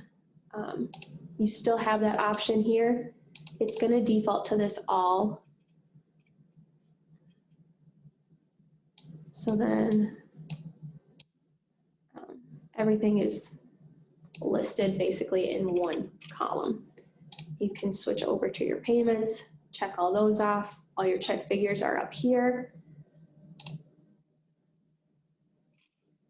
And then, as Carla was saying, as accountants, we don't like having that reconciliation discrepancy account. So please make sure that this difference here is 0. And when you do that in QuickBooks Online, this little exclamation will actually turn into a green check mark. That's when you know you're good to go. If you need to edit in any information in that initial reconciliation screen, you've got this option here as well.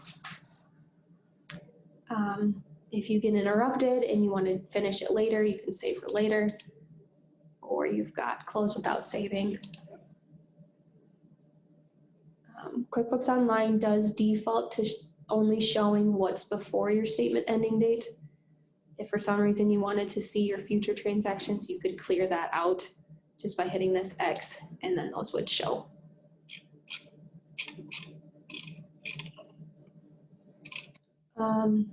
As I said earlier, one of the benefits of using QuickBooks Online is that you can have your accountant as another user. So if you go into your little gear wheel up on the top and manage users, this is going to list you or whoever's login that you're using. If you've got other users, they will be listed here as well. Or you can go to this accounting firm. Any accounting user, so you can add up to 2 accountants and they do not count towards your user subscription. So if you bought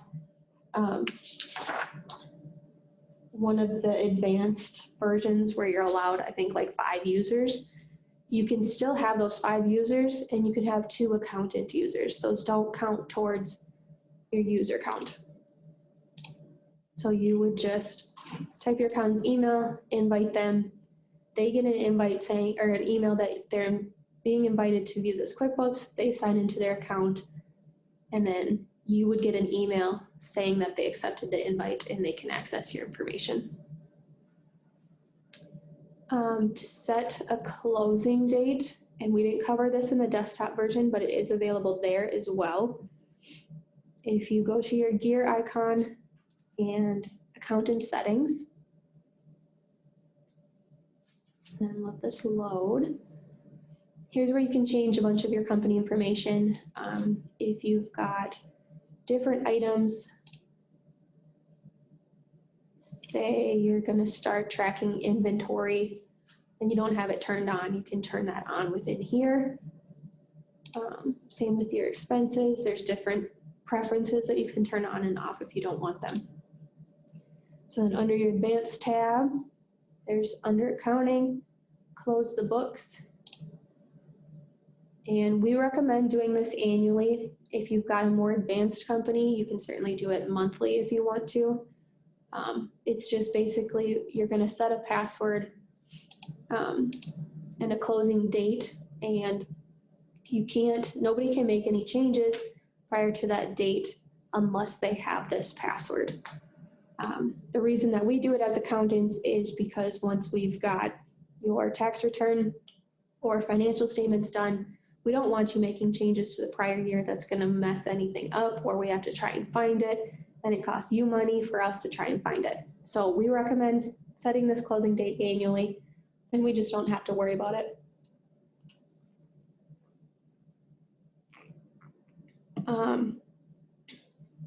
With QuickBooks Online, excuse me, there are different apps available that you can put on your phone that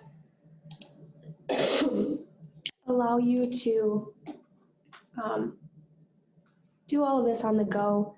You can take a picture of a receipt and it can import it directly into your check register. It's a very mobile program for you. So we tried to keep this kind of high level on the online. A lot of people don't use it just because it isn't as user-friendly. If there's more information that any of you need, as we keep saying, please reach out to us. We're more than willing to help you. We're not trying to sell you on anything. We're just trying to help. So then Carla is going to go into the year-end cleanup procedures.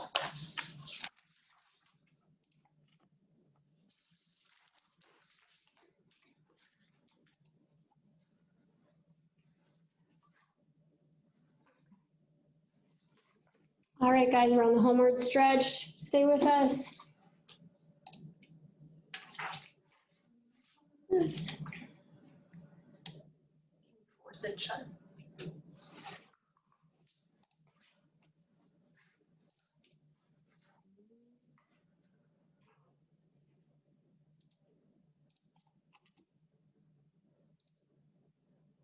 Bear with us.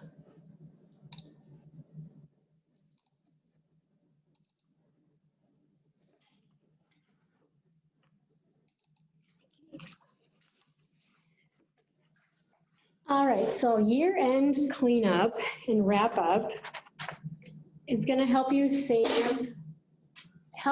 your accountant like us some time on cleaning up your books for tax return processing. So we're just gonna give you a few pointers as to what you guys should look at. And maybe some of you already do this. This is just some pointers to help you. But always compare your prior year, so balance sheet and income statement, to the tax return, or if you have financial statements that are issued, an audit or something, always make sure QuickBooks matches those. And then also, we want you to reconcile your bank and your credit card accounts, which is that reconcile screen. And also reconcile your loan accounts, which you don't necessarily have to do on a monthly basis, but maybe quarterly. But it's going to be the same process as bank recs and credit card. So within here, there were some loans. So you can do the same way. It's ending balance. Sorry, I forgot to mention this before, but it's a good thing to do at year end. And then you can check. So like these are broken out by principal and interest payments. And this last one I added over the lunch break, and it's just principal. So you'd want to either do a journal entry or just fix it here to do interest expense.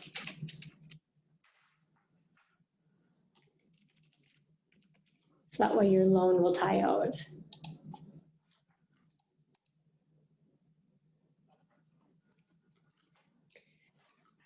Some items to look at as well is when you do your checking reconciliation is look at outstanding items. We recommend anything a year old in terms of a check can be voided. If it hasn't cleared in a year, chances are that person lost it, or maybe you've already reissued it and forgot to void it, but anything older than a year should be voided. Also, look at your AR listing and clean that up. So your aging listing, you could look at, review anything that's more than 90 days or 60 days, whatever your business likes to keep on their books, but review those. Write off anything that may be uncollectible within AR. If you have inventory, we recommend counting that at year end and adjusting that through cost of goods. Also look at your AP. So within reports, you're going to look at vendors, AP aging summary, and review that and make sure you're current on that, or you can justify some of those outstanding ones. Then you're going to want to look at comparative balance sheets. You either can choose the standard and customize it, or you can choose the balance sheet with previous year comparison, which automatically gives you the dollar and percent change. So review that and make sure everything seems reasonable. Right here, we have some fixed asset additions. So you maybe want to, oh, what did we buy throughout the year that maybe needs to get added to the depreciation schedule, or receipts need to get sent to the accountant to update your depreciation schedule. Tie out your wages to your W-3 if you do your payroll. Just want to look at any differences and make sure they make sense on the balance sheet, and then also look at the comparative profit and loss. And same thing, you can choose the standard or the previous year comparison.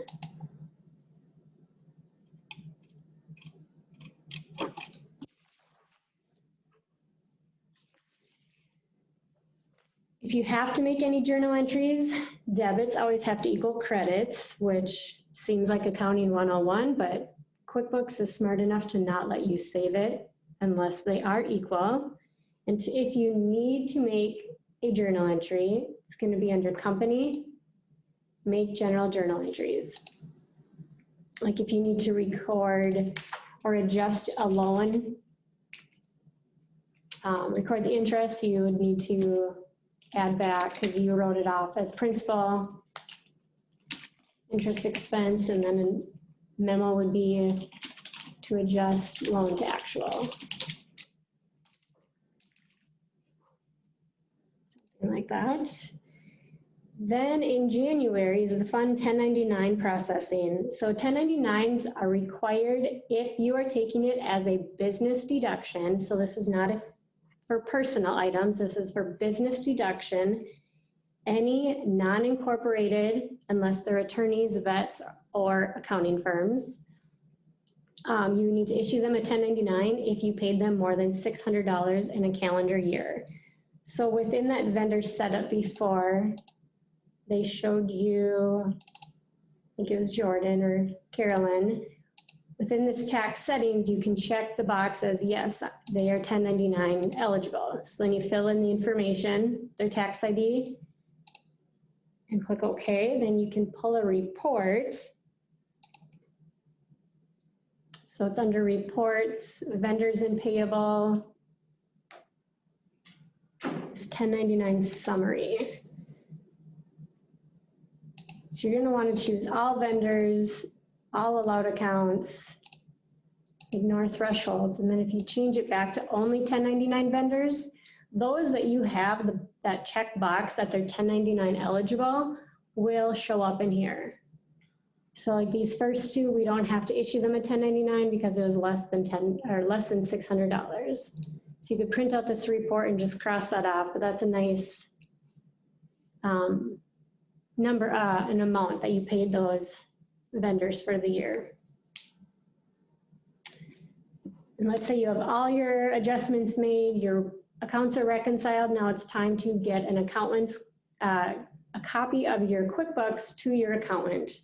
So there are three different options. I'm on slide 147 right now. There are three different options. You can either create a backup, which is All the details are there. They can work in it, you can work in it, but any adjustments your accountant may make, you or they need to manually make in your live QuickBooks file. But it's nice because then you can keep working in it and not worry about changing anything, but you have to manually make any adjustments they make. A portable file, you can email a little bit easier and it makes it more compact. But an accountant's copy is where you can set a closing date saying 12/31/20. You as the client cannot make any changes prior to that date, and your accountant cannot make any changes after that date. So you both are working in basically the live file, but any changes you make, your accountant would not view. I personally like this kind of file because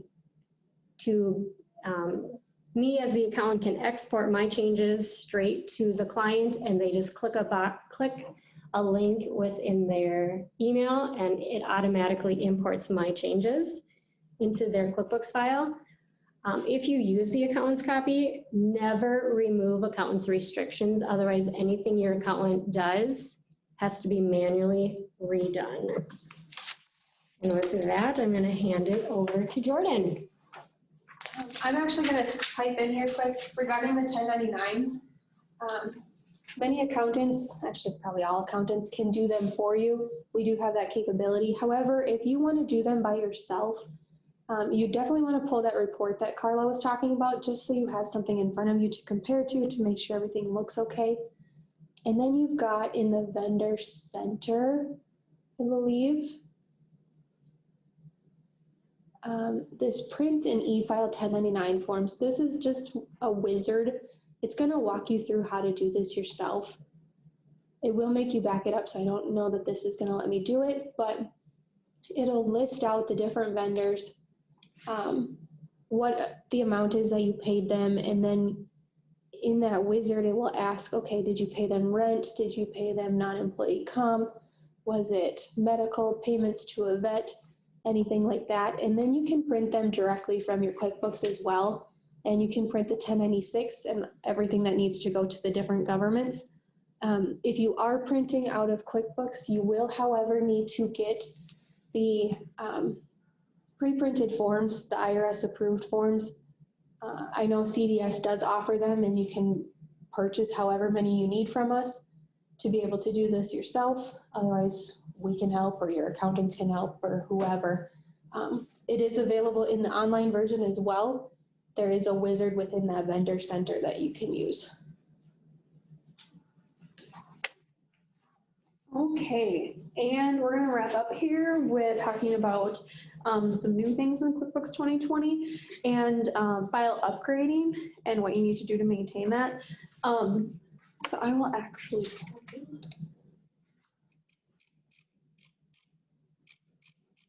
this up. All right, so QuickBooks has the sunset policy, and basically what this is that it says that the desktop versions are supported for 3 years. So right now, if you're working in a 2018 file and you're running payroll or you're doing something, you're probably getting a message that's telling you that your file needs to be updated. So if you want to use it beyond the 3 years, you definitely can, but you're going to lose some capabilities and some functions and services. So you can't do payroll. There's absolutely no way that you can keep running your payroll subscription unless you update that. So that's a big one. You can't email an accountant's copy. If you're past the supported date for that, you can still create one and you could just put it on a flash drive or whatever, but you can't email it. And there's no QuickBooks support. So if you have issues that you need to contact support for, they won't talk to you or help you with it until you update your file. And it is worth mentioning again that CDS does have all the software at discounted prices through our program. And so, if you're at the point where you're in 2018 and you need to upgrade, definitely let us know, because we can get you a discounted price on the new software for 2021. And I think even a little bit of a discount on a payroll subscription as well. So definitely let us know that. And then, what's new in QuickBooks 2020? So that's what we presented on today. These are, just some of the changes that they made for 2020. So there's some customer payment reminders. You can create email templates, specific email lists, payment reminders to track email history. You can add a customer PO number in the subject line. You can combine multiple emails, collapse columns, and then there's some improved smart help areas that you can utilize with support. Let's see, and then payroll setup. You can invite the employee to complete their personal info. So if you want to kind of save on your admin time with payroll, they can go in and enter in their personal information for payroll. View the status of direct deposits, export inventory. That should probably be in the next one. So the inventory updates are for the enterprise file only. And you can see that those are pretty advanced things like cycle counting. You can export to Excel or send to mobile. Like I said before, we don't see a whole lot of enterprise use. Typically, if you're advanced enough to be using it, you're probably on a different software system that's not QuickBooks. Not that we can't help with it. We definitely can try or point you in the right direction. You would just have to let us know. And then here are some links for keyboard shortcuts for desktop and online. And then I think it's worth mentioning, since we have just a couple of minutes left, but one of the benefits of QuickBooks Online is the capability of having it on the web and on the go and sharing it with multiple users. And sometimes that is a limit of the desktop version. But we do have some softwares that we have used and we do use and kind of recommend. And we can share that with you too if that's something that's holding you up from staying on online or kind of pointing in the direction of online. There are definitely some softwares and things that we can get set up for you that are just as good as QuickBooks Online for file sharing. And then you can sign up for our QuickBooks tip of the month. So if you go out to our website, you can go ahead and head out to the QuickBooks part, and you can check out some how-tos and different things like that. We've got tips every month. And if you click the Our QuickBooks Experts, you can see all of our ProAdvisors out there. And it's free. So you can just sign up and access that. There's new things out there all the time. So with that, I think we've got just a few minutes left. Is there any questions? We had quite a few questions come in that we tried to address as we went, but if you have anything more, definitely shoot us a message now in the chat or in the Q&A. If you have something you think that would apply to a lot of other people. All right, I don't know how to work this part.